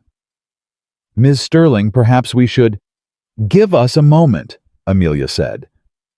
Her voice was entirely controlled, entirely steady. The perfect composure of a woman who had spent 15 years engineering exactly this quality of control under pressure. "Thank you, Nathan."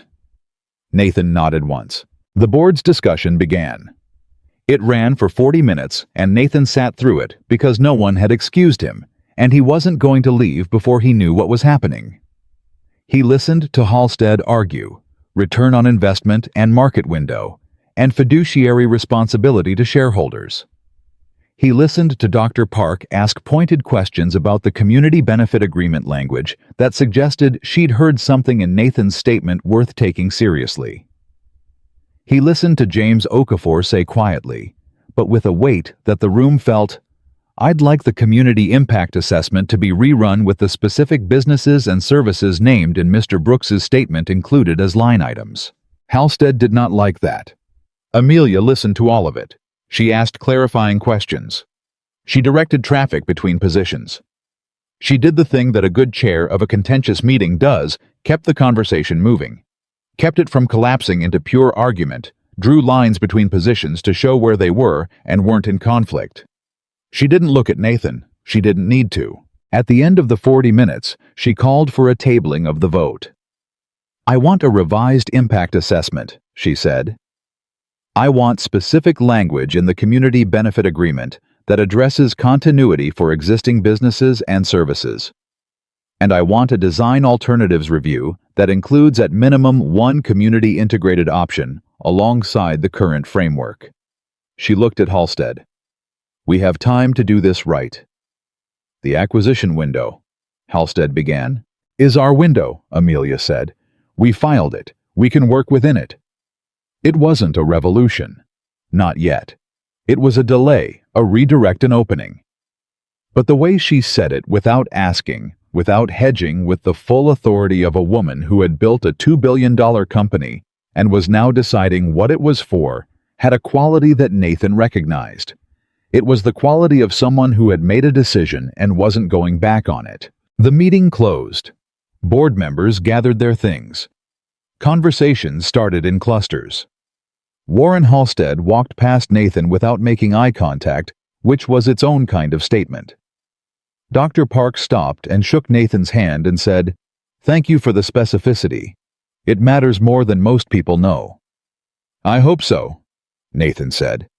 Richard Holt clapped him on the shoulder and said something enthusiastic that Nathan barely heard. And then the room had mostly cleared, and Amelia was still at the head of the table, and the two of them were very nearly alone. She hadn't moved. She was standing with her hands on the back of her chair, looking at the presentation screen where the rendering of the Harding Avenue development was still displayed. The clean lines, the beautiful buildings, the version of the neighborhood that would replace the version that existed. Nathan walked to the end of the table and stopped a few feet away. He waited. She turned around. Her face was not composed anymore, not in the boardroom sense. It was something else. The thing underneath the engineering, the thing that had shown itself once or twice in coffee shops and on cold sidewalks and in the lobby of her building on a Sunday morning when a 9-year-old girl stuck her hand out the window. "You said it," she said. Her voice was quiet, not accusatory, not even surprised, just registering the full weight of it. "Yeah," Nathan said, in front of 12 board members and 2 lawyers. "Yeah." She looked at him. "You know that Halstead is going to make the next 3 months very difficult." "I know. He has the votes to override the tabling if he rallies the right people." "I know." "This might not work," she said. "What I'm trying to do inside that room, it might not be enough."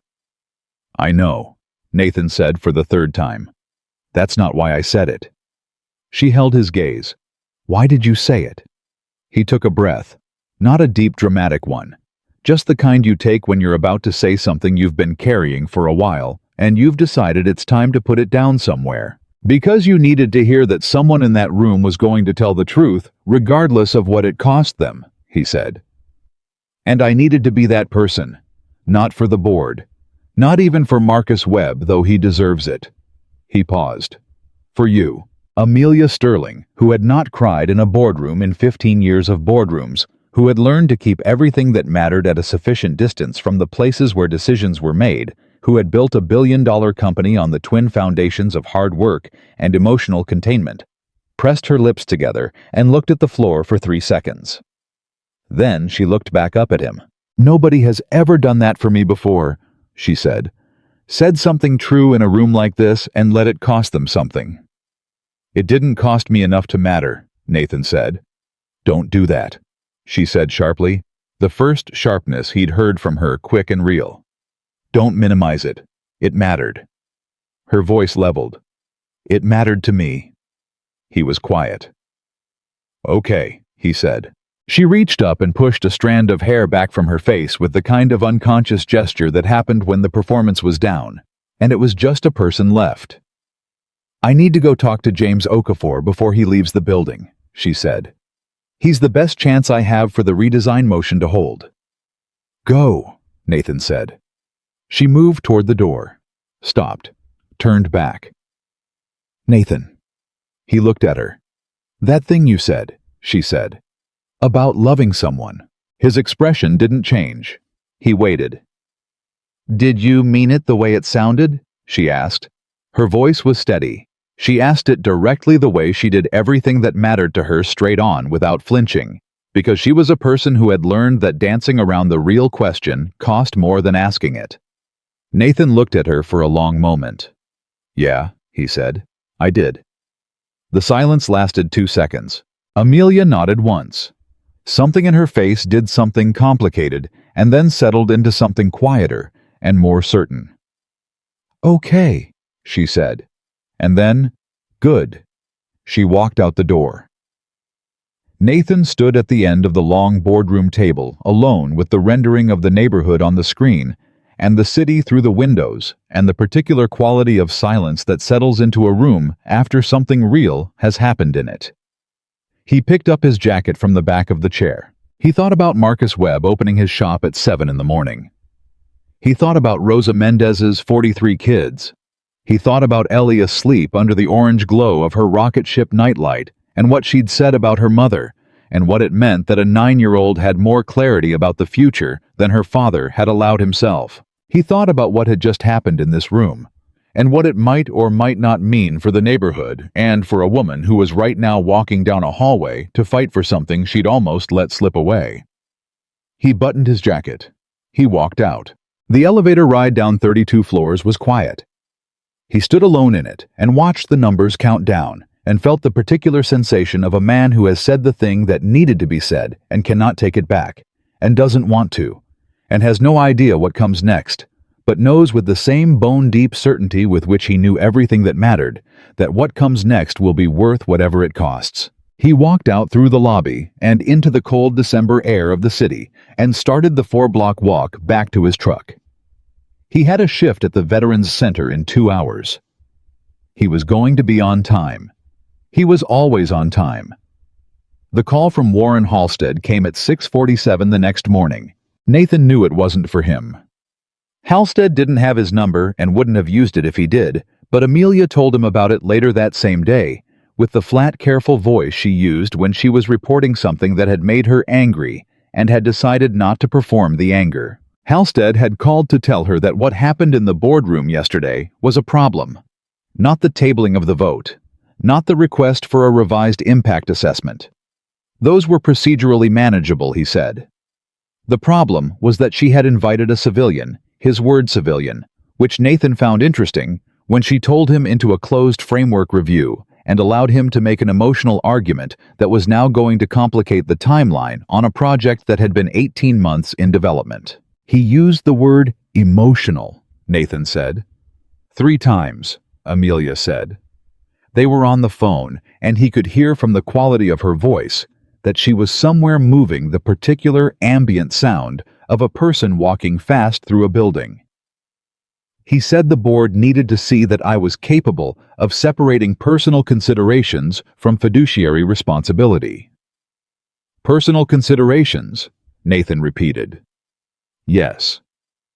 He's telling you that whatever is happening between us is a liability. A brief pause. He's implying it, yes. And I told him that my personal life was not a subject for board discussion, and that the tabling was a legitimate procedural motion, and that if he had concerns about the project timeline, he could submit them in writing to the full board rather than calling me before 7 in the morning. Nathan was quiet for a second. How'd he take that? About how you'd expect, Amelia said.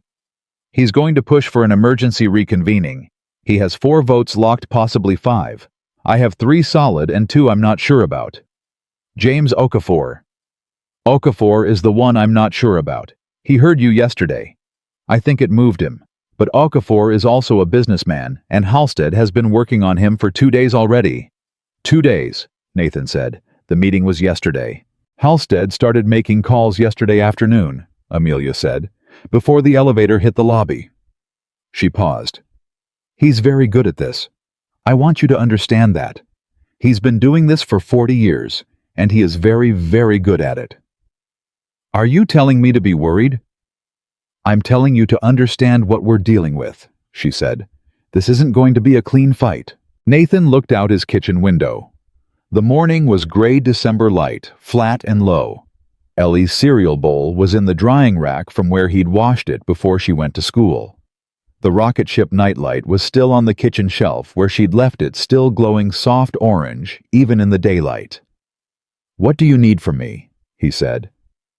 Nothing right now, Amelia said. I need you to let me handle this part. I'm not good at standing back. I know, she said. But the best thing you did yesterday was walk into that room and say what was true. The best thing you can do today is let me take what you said and do something with it. He thought about that. Okay, he said. Nathan. Yeah. Thank you, she said. For yesterday.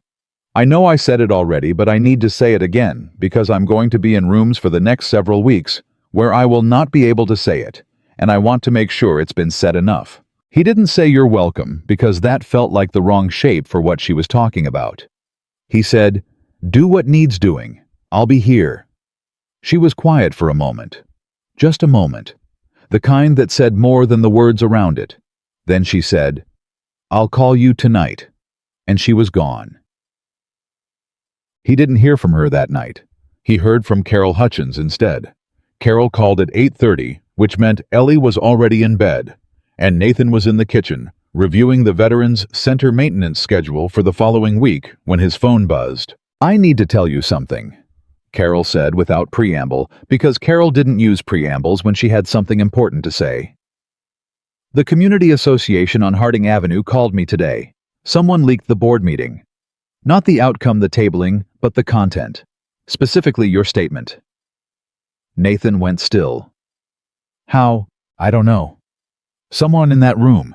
The association president, a woman named Diane Torres. She called me because she knows our connection. She has a recording. A recording. Audio. Partial. Someone at the table had their phone recording apparently. A pause. Nathan, she wants to go public with it. Take it to the Tribune. She thinks it'll put pressure on the board. Nathan was quiet for a long moment. He thought about Amelia. He thought about what Halstead had already said about personal considerations and fiduciary responsibility, and the way he was going to use every available tool to push the vote back through. He thought about what a newspaper story would do to the internal board dynamics Amelia was trying to manage. Tell Diane Torres to wait, he said. Nathan, Carol, tell her to wait. Give Amelia a chance to handle this inside the room first. He paused. 2 weeks. Ask Diane for 2 weeks. Carol was quiet for a moment. You trust her? It wasn't quite a question, but he answered it like one. Yeah. The people on that block have been trusting developers for 30 years, Carol said, with mixed results. I know, Nathan said. 2 weeks, Carol. That's all I'm asking. A long pause. I'll talk to Diane, she said finally. 2 weeks. But Nathan, if nothing has changed in 2 weeks, I cannot ask her to hold it longer. I understand, he said. Thank you. He put the phone down. He sat at the kitchen table for a while, in the quiet of his apartment with Ellie asleep down the hall, and the clock above the stove marking the seconds, and the orange glow of the rocket ship nightlight making the kitchen feel warmer than it was. He thought about trust, about what it actually meant to extend it to someone, not the easy kind of trust you gave to people who had already proven themselves, but the harder kind, the kind you gave before the proof, in the space between what someone said they were and what the world was still finding out. He had extended that kind of trust exactly twice in his adult life, in a way that mattered. Once to the United States Army, which had taken it seriously and given him a framework for understanding what he was capable of. And once to Sarah, who had taken it and made something with it that had lasted beyond her in the form of a 9-year-old who cut her sandwiches diagonally and left rocket ship nightlights on kitchen shelves and said things about her father that her father couldn't say about himself. He was extending it again now. To a woman he'd known for 2 months. To a situation with moving parts he couldn't control. To an outcome he couldn't engineer. He was extending it anyway. He went to bed. He slept. Amelia called the next evening. Her voice was different, not worse, not defeated, but stripped of something. The last layer of the managed surface, maybe. Just her. I went to Harding Avenue today, she said. Nathan sat up straighter. Alone. Alone. I didn't call you. I needed to go without. I needed to see it without the buffer of what you know about it. I needed to see it with my own eyes. A pause. I talked to Rosa Mendez. He waited. She showed me the program, Amelia said. The after-school program. I asked if I could come in and she said yes. 41 kids were there today. She said 2 were sick. They were doing homework at folding tables. There's a 17-year-old who tutors the younger ones in math. She started because she needed the volunteer hours for college applications and stayed because she's good at it, and the kids ask for her by name. Her voice was completely even and completely controlled, and he knew her well enough now to know that the control was doing a lot of work. Rosa showed me the storage room where she keeps the supplies. She buys them herself when the donation budget runs out. She has a spreadsheet of which families are going through something, illness, job loss, whatever, and she quietly makes sure those kids have snacks that week without making it a thing, without making anyone feel it. Nathan said nothing. He let her go. I sat in a chair that was sized for a 10-year-old, Amelia said, and I watched those kids for 45 minutes And I thought about the rendering on the screen in my boardroom. Her voice shifted slightly, just slightly, the control developing the smallest crack. The rendering is beautiful, Nathan. Genuinely. It is a beautiful design, and it has nothing to do with what I saw in that room today. Nathan said quietly. What are you going to do? I'm going to kill the project, she said. The words were simple, flat, said in the same tone you'd use to report a fact rather than announce a decision, because for her in this moment it was a fact. Something that had already become true inside her and was only now finding its way into language. Halstead's framework, she said. The full footprint acquisition, the luxury residential. I'm going to bring an alternative plan to the board, and I'm going to argue for it, and I'm going to lose some of them, and I'm going to lose some of them permanently, and I am willing to accept that. That's going to cost you, Nathan said. Not as a warning, just as a true thing that needed to be said. I know. Halstead is going to push for a shareholder review. If he gets enough of the board, he can challenge your authority over the project direction. I know that too. You could lose more than this project. Nathan? Her voice was steady, certain. The voice of a woman who had made a decision and was standing on it with her full weight. I built this company because I wanted to change what a city could be, not what it looked like, what it actually was for the people who lived in it. She paused. I lost that somewhere. I let the numbers become the point instead of the means. I let people like Halstead convince me that the measure of a good project was the return it generated rather than what it generated it from. Another pause shorter. Rosa Mendez reminded me today of why I wanted to do this in the first place. You reminded me 2 months ago. I'm not going to keep needing to be reminded. He was quiet. I'm with you, he said. You might want to hold off on that, she said. And there was the smallest edge of dry humor in it, the kind that appeared in her voice when she was serious about something and needed to breathe for a second. Things are going to get fairly difficult. I've done difficult, Nathan said. Not like this. No, he said. Different kind. But I've done difficult. She was quiet for a moment. He heard her breathe. Okay, she said. Then I'll see you Saturday. I'll be there, he said. Then, the emergency board meeting that Halstead had been working toward happened on a Tuesday, 8 days after the first meeting, and it was by every account of the people in the room one of the more tense 2 hours in Sterling Urban Development's 15-year history. Nathan wasn't there for this one. Amelia hadn't asked him to come, and he hadn't offered. This was her fight and her room and her company, and the most respectful thing he could do was let her stand in it without needing to be someone's witness. He was at the Veterans Center when it happened, replacing a section of subflooring in the back hallway that had been soft for 6 months, and had finally given Carol enough anxiety to authorize the repair budget. It was good work, physical and precise, and requiring enough concentration to keep the rest of his mind from spinning. He was on his knees with a pry bar at 2:15 when his phone buzzed. A text from Amelia. 3 words.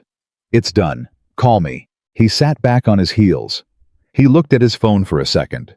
Then he got up, told the junior volunteer he'd be back in 10 minutes, walked out the back door of the building into the cold, and called. She picked up on the first ring. Talk to me, he said. The alternative plan passed, she said. 6 to 5, with conditions. What conditions? A full financial review by an independent firm, a revised timeline that gives the board quarterly approval authority on the project phases, and a community advisory council with actual decision-making input, not just consultative. A pause. Halstead voted no. 2 other board members voted no, and made clear they're considering whether they want to remain on the board. 1 abstained. What does that mean for the company? It means the next 6 months are going to be difficult internally, she said. Halstead has relationships with 3 of our largest institutional investors. He's going to use them. Her voice was steady. We may lose some funding. We may lose a board member or 2.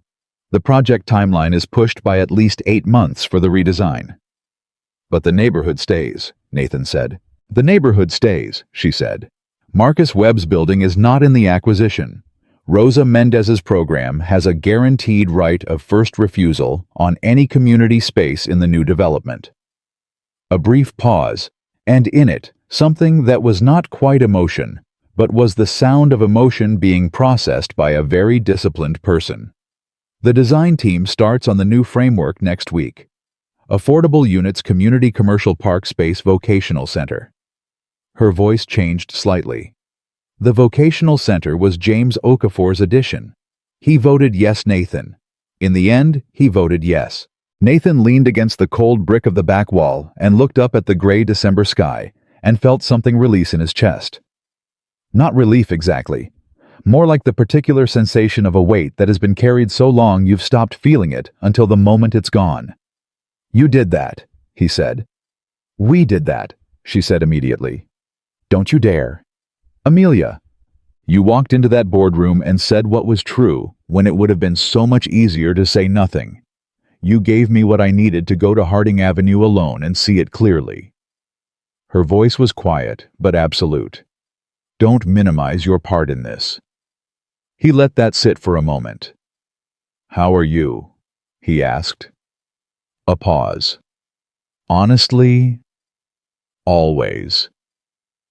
Tired, she said. Relieved. Scared of the next 6 months. Another pause. Glad. Glad, he said.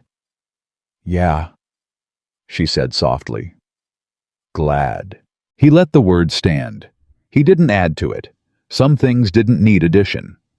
Go home, he said. Get some sleep. I have 3 calls this afternoon. After the 3 calls? Yes, she said. After the 3 calls. A moment. Nathan? Yeah. Thank you, she said. And then quieter. For not making me do this alone.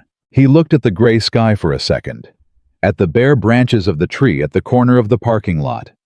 At the ordinary, unchanging world that somehow kept being the place where extraordinary things happened to ordinary people if they showed up for each other. You weren't alone, he said. He told Ellie that night at dinner. Not the full version, not the board politics, and Halstead's phone calls, and the 6-5 vote, and the institutional investor relationships. The version that was true, and that she was old enough to understand. The neighborhood we've been talking about, he said. Harding Avenue. You remember me mentioning Marcus Webb? Ellie looked up from her plate. The barbershop man who doesn't charge the old guys. That's him. The company that was going to redevelop the area they voted today on a different plan. One that keeps Marcus's building. Keeps the after-school program. Ellie stared at him. Did Amelia do that? Yeah, Nathan said. She did. Ellie processed this with the focused seriousness she applied to things that mattered to her. Did you help? A little, he said. Ellie picked up her fork, set it back down. Dad. Yeah, I want to say something, and I don't want you to tell me I'm being too grown up about it. Okay, he said. Amelia is a good person, Ellie said. Not because she did this. I think she was already a good person. I think she just needed someone to stop pretending that she wasn't. She picked up her fork again. You're good at that, stopping the pretending. Nathan looked at his daughter. He thought about Sarah. About the way Sarah used to say that Ellie was going to either change the world or run it, and that either way, everyone around her better pay attention. He thought about how right Sarah had been. How completely, exactly right. You're something else, you know that, he said. Ellie shrugged. I know, she said, and went back to her dinner. 3 days later, on a Saturday morning, they walked Harding Avenue again. Just the 2 of them. No site survey notes, no folder, no agenda. It was cold and clear, the kind of Chicago winter morning that was brutal and beautiful in equal measure. The air sharp enough to make your eyes water the sky, the particular deep blue that only appeared when the temperature dropped far enough to burn off everything soft and left only the pure thing underneath. Marcus Webb was outside when they passed his shop, sweeping the sidewalk the way he always was, and he looked up when he saw them coming. He looked at Amelia first, then at Nathan, then back at Amelia. "Heard something," he said. "Yeah," Amelia said. "Heard the plan changed." "It changed." Marcus was quiet for a moment. The broom handle rested in his hands. "Heard my building's not in the footprint anymore." "It's not," Amelia said. "And it won't be." Marcus Webb looked at her for a long time. The same long look he'd given her the first morning Nathan brought her to this block. The measuring look. The look of a man who had been on the receiving end of a lot of promises and knew the difference between the ones that were going to hold and the ones that weren't. "All right," he said finally. That was all. Just all right. But the way he said it carried the weight of 22 years in one place of staying when leaving would have been easier of holding a corner of a neighborhood together by pure, stubborn, faithful presence. All right from Marcus Webb was not nothing. It was more than most people's standing ovations. Amelia nodded once. "Thank you for trusting me with your block," she said. "I know it wasn't easy." "Not easy," Marcus agreed. "But," he looked at Nathan, "he vouched for you. That carried weight." Nathan said nothing. He knew better than to interrupt whatever was happening between them. Marcus went back to sweeping. They walked on. After half a block, Amelia said quietly, "He vouched for you." "Yeah." "When did you become the kind of person people say that about?" "Always been this person," Nathan said. "Just took me a while to end up on the right street corner." She walked beside him without saying anything. Their breath showed in the cold air. The street was just a street-cracked sidewalk, bare trees, the corner store, with the hand-lettered sign, Rosa Mendez's building, at the far end, with the lights on inside, even at 9 in the morning. "Nathan," Amelia said. "Yeah, I need to tell you something I've been thinking about for 2 weeks, and I've been waiting for the right time, and I've decided there isn't going to be a right time, so I'm just going to say it." He looked at her. "Okay. I haven't been this present in my own life in 8 years, she said. "Since Daniel died, I've been functioning, very successfully by every external measure. But functioning, going through the shape of things." She kept walking, not looking at him. "Since I met you, I've been actually in it, actually here." She paused. "That's because of you, not because of the project or the neighborhood or any of it. Because of who you are and what you make possible by being that way. I need you to know that." Nathan walked beside her for a few steps. "I know," he said. "I've noticed the same thing happening to me." She looked at him. Yeah, he said. "I stopped counting what was missing." He paused. "For stretches anyway. That hasn't happened in 4 years." She was quiet for a moment. Then, "What does that mean for us?" He thought about it. He actually thought about it the way he actually thought about everything that mattered, not performing deliberation, actually doing it. "It means I'd like there to be an us," he said, "if that's something you want." She stopped walking. He stopped 2 steps ahead and turned to look at her. She was standing on the cracked sidewalk of Harding Avenue in the cold, clear December light, and her expression had done the thing he'd seen it do twice before. The thing where the composure and the distance and the careful engineering all came down at once and left just her, just Amelia, just the person inside all of it, and she was looking at him with an expression that was completely unguarded and completely certain and completely quietly undone. "Yes," she said. "That's something I want." He nodded. He didn't perform anything. He didn't fill the moment with more words than it needed. He just nodded and took 2 steps back to where she was standing, and they walked the rest of the block together side by side, close enough that their arms touched, not talking.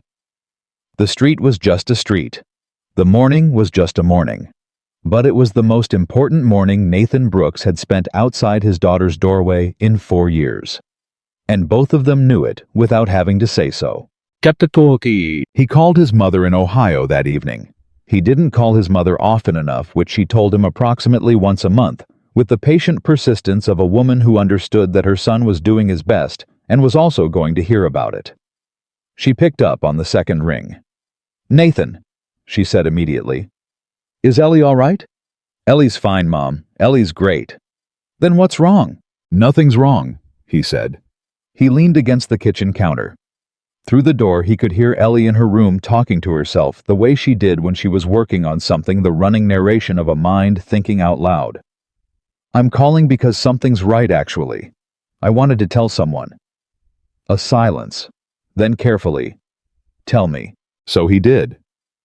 He told his mother about the charity gala and the business card on the table. He told her about the Saturday mornings and the coffee and Marcus Webb and the boardroom. He told her about what he'd said and what it had cost and what Amelia had done and what had happened on Harding Avenue this morning. His mother listened. She was a good listener. He'd gotten it from her. When he finished, she was quiet for a moment. "Nathan," she said. "Yeah. Your father would have liked her," she said. His father had been gone for 11 years. He liked people who built things and weren't impressed by themselves about it. Nathan looked at the rocket ship nightlight on the shelf. "She's impressive, Mom." "I know," his mother said. "That's not what I mean. I mean she's not hiding behind it." A pause. "Sarah liked people like that too." He was quiet. "It's okay," his mother said softly.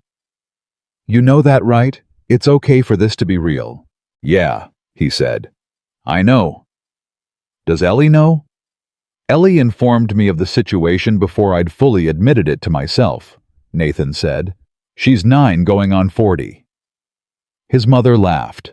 It was a warm sound, the particular warmth of a woman who had loved her son through the worst years of his life and was now hearing something different in his voice for the first time in longer than either of them wanted to count. "Bring her to Ohio," his mother said. "Both of them. At Christmas if you can." Nathan smiled. He didn't smile often enough, and when he did it was the quiet kind, not performed just there. "I'll ask," he said. "You do that?" his mother said. "And Nathan, I'm proud of you. Not for finding someone, for being someone worth finding." He looked at the ceiling. "Thanks, Mom," he said. He hung up. Ellie appeared in the kitchen doorway in her pajamas holding a notebook. "Was that Grandma?" "Yeah." "Did you tell her?" He looked at his daughter. "You knew I was going to call her." Ellie tilted her head. "You always call Grandma when something important happens. You just wait until I'm in bed usually." She glanced at the clock. "I'm not in bed yet." "You should be." "Probably." She agreed, not moving. "Did you tell her about Amelia?" "Yeah." Ellie nodded, satisfied. "Good," she said and padded back down the hall to her room. He heard her door click, mostly shut. The orange glow reappeared in the gap underneath it. Nathan stood in the kitchen for a moment, in the quiet of an ordinary evening, in an ordinary apartment, in a city that was block by block, and conversation by conversation, and decision by decision, becoming something slightly better than it had been. He thought about what his mother had said. Not for finding someone, for being someone worth finding. He thought about a business card on a white tablecloth, about a woman who had laughed without meaning to, about cracked sidewalks and cold coffee, and a man with a broom who said all right like it was a covenant. He thought about the fact that showing up just consistently, faithfully, honestly showing up was not a small thing, that it was in fact the only thing that held anything worth keeping together. He turned off the kitchen light. He checked the locks on the door. He walked down the hall and stood for 30 seconds in his daughter's doorway, watching her breathe in the orange light, thinking that she was the best thing about him and that her mother would have been glad, and that something new was beginning, and that beginning things was terrifying and necessary and exactly right. He pulled her door almost closed. Not all the way, never all the way. And he went to bed. 8 months is a long time in a city. Long enough for a winter to finish, and a spring to move through, and a summer to settle in with its particular Chicago weight. The heat rising off the lake, the neighborhoods exhaling into longer evenings, kids on every block, reclaiming the sidewalks with bikes and chalk, and the loud, uncomplicated joy of school being over. 8 months was long enough for a neighborhood to begin to change. Not the dramatic change of demolition and construction, which would come later in phases with the Community Advisory Council, weighing in at every turn the way Amelia had promised. What happened first was quieter than that. What happened first was that people on Harding Avenue noticed that someone was paying attention. That the assessors who came through weren't there to price them out. That the architects who walked the block with clipboards stopped and actually talked to the people on the stoops rather than past them.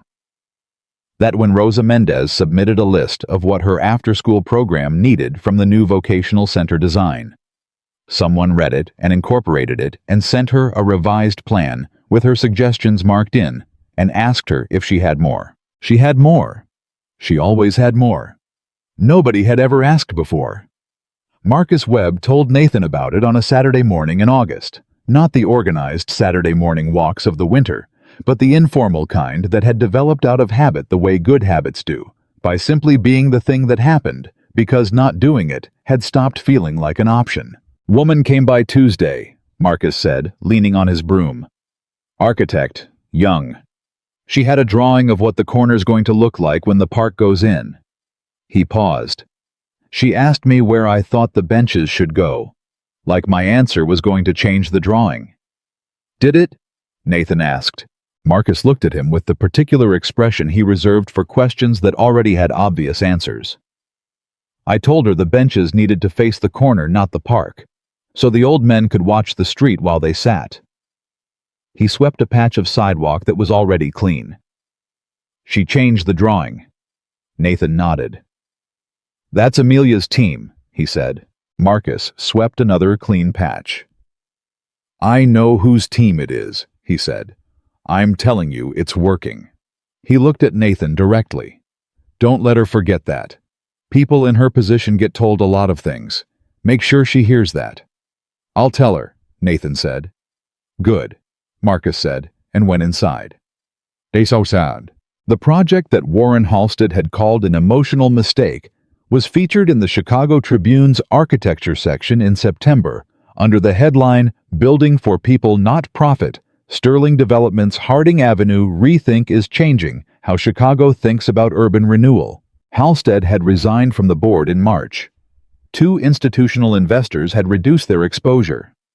The quarterly financial review had been uncomfortable, as Amelia had predicted, and the 8-month redesign delay had cost real money that showed up in real numbers that real people had pointed at in real meetings. Amelia had sat through every one of those meetings with the same composure she brought to everything, the load-bearing kind, the kind that didn't buckle because it had been built right, and she had said each time the same thing with different words.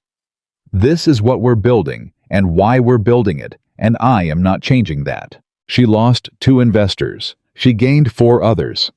Smaller ones, the kind that had been waiting to put their money behind something that didn't make them feel like they needed a shower afterward. The board stabilized at 10 members.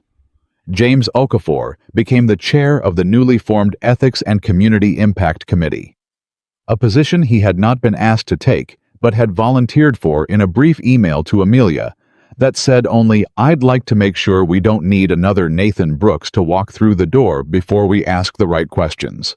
Let me help build that in. Amelia had forwarded the email to Nathan without comment. He had read it twice and felt something he didn't have a word for exactly, something in the territory of vindication, but quieter than that, more like the satisfaction of watching a wall hold under load, when you'd put the work into building it right. He didn't need credit. He never had. That wasn't why he'd walked into the boardroom in December with a borrowed jacket and his hands flat on the table and the truth. He'd done it because it was right.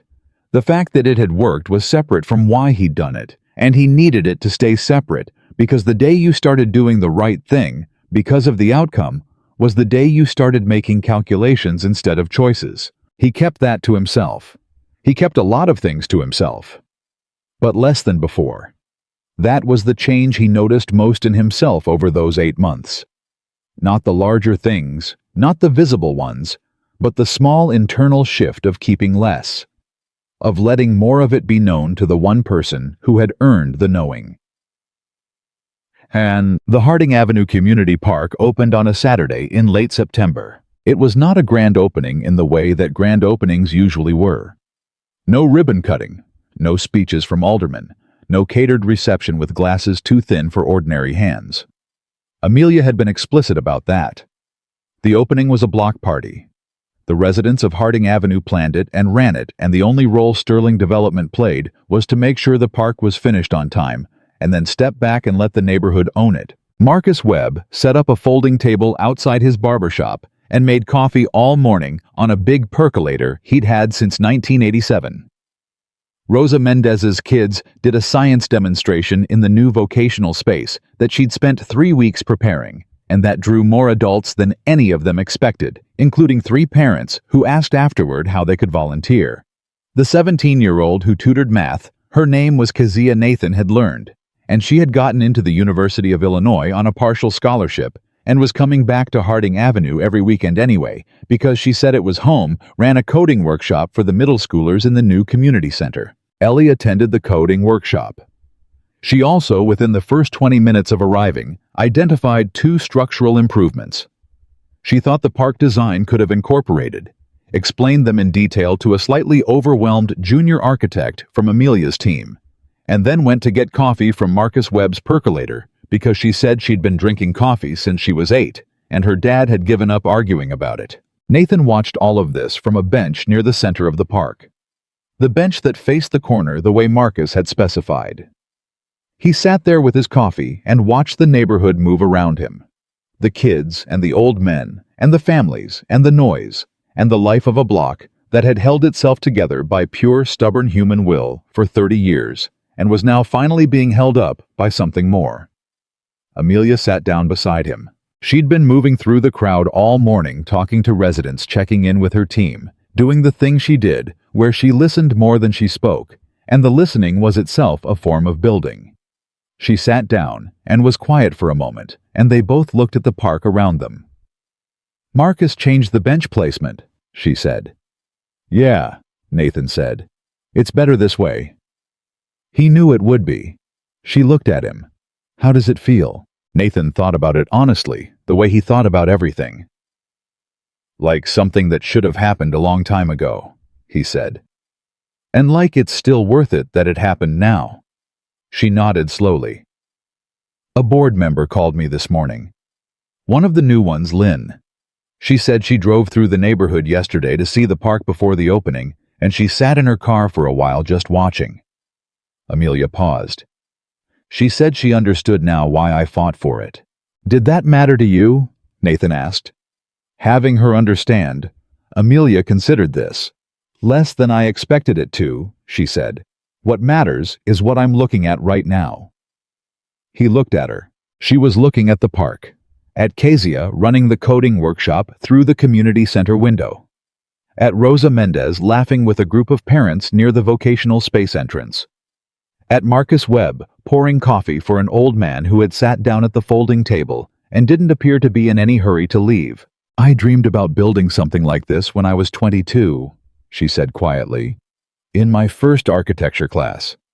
I designed a community center for a neighborhood that looked a lot like this one. My professor told me it was idealistic and I needed to think about economic sustainability." She paused. "I believed him. I stopped designing for people and started designing for models." "You got back to it," Nathan said. "You got me back to it," she said. She wasn't looking at him when she said it, but he could hear exactly what it meant. He let it sit for a moment. Then he said, "Ellie told me last week she wants to be an urban planner." Amelia turned to look at him. "What?" She said, and I'm quoting, "that buildings are fine, but neighborhoods are ecosystems, and someone has to think about the whole system and not just the individual structures." He paused. "She's 9. Amelia stared at him for a second. Then she laughed, the real one, the one that came from somewhere unguarded and unprepared, the one he'd first heard at a charity gala in January, and that had not lost a single thing in the 9 months since. "She told me the same thing last week," Amelia said. "She said she'd been thinking about it since the day she met me." Nathan looked across the park to where Ellie had emerged from the coding workshop, and was now in serious conversation with Marcus Webb, both of them leaning on the folding table with the identical posture of two people who had identified a problem worth solving. "She didn't tell me she told you," Nathan said. "She has her own relationship with me now?" Amelia said. "She informed me of that in March. She said she wanted me to know that her opinion of me was independent of her father's and that I should not assume they were the same." Nathan closed his eyes briefly. "I'm sorry." "Don't be," Amelia said. "She was right. And then she told me her opinion, which was favorable, and said she thought I was probably good for her dad, as long as I understood that he needed someone who told him when he was being too hard on himself." Nathan opened his eyes. "She said that?" "Verbatim." Amelia looked at him. "She's not wrong." He looked back at the park, at the bench that faced the corner, at the old man and Marcus, and the coffee percolator, and the kids at the coding workshop, and the whole improbable, stubborn living thing that was happening around him on a Saturday morning in September, in a neighborhood that the market had written off and the people had refused to leave. Amelia reached over and put her hand over his where it rested on the bench. He turned his hand and held hers. Neither of them said anything for a while. There wasn't anything that needed saying. The park said it. The neighborhood said it. 8 months of Saturday mornings and hard rooms, and the choice to do what was right instead of what was easy, said it better than either of them could have. After a while, Ellie appeared in front of them. She looked at their hands. She looked at their faces. She nodded once with the brisk satisfaction of someone whose hypothesis had been confirmed. "Marcus says the coffee is better than the stuff you make at home, Dad," she said. "I told him that was because you make it for function, not flavor." "That's accurate," Nathan said. "He also said to tell you he wants to talk to you about the lighting in the park." She looked at Amelia. "He says the east path is going to be dark in winter, and the benches are too far from the light posts. He has a diagram."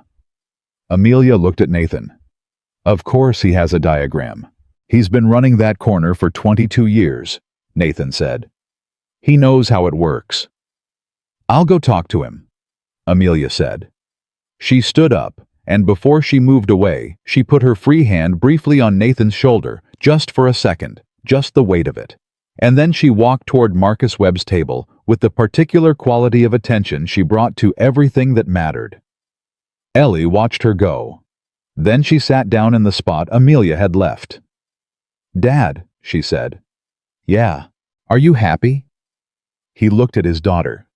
Really looked at her, at the dark hair and the serious eyes and the face that was her mother's, and entirely her own at the same time, at the 9-year-old who had watched him carry things silently for 4 years, and had been patient with him in the way that only people who love you without conditions are patient. He thought about Sarah.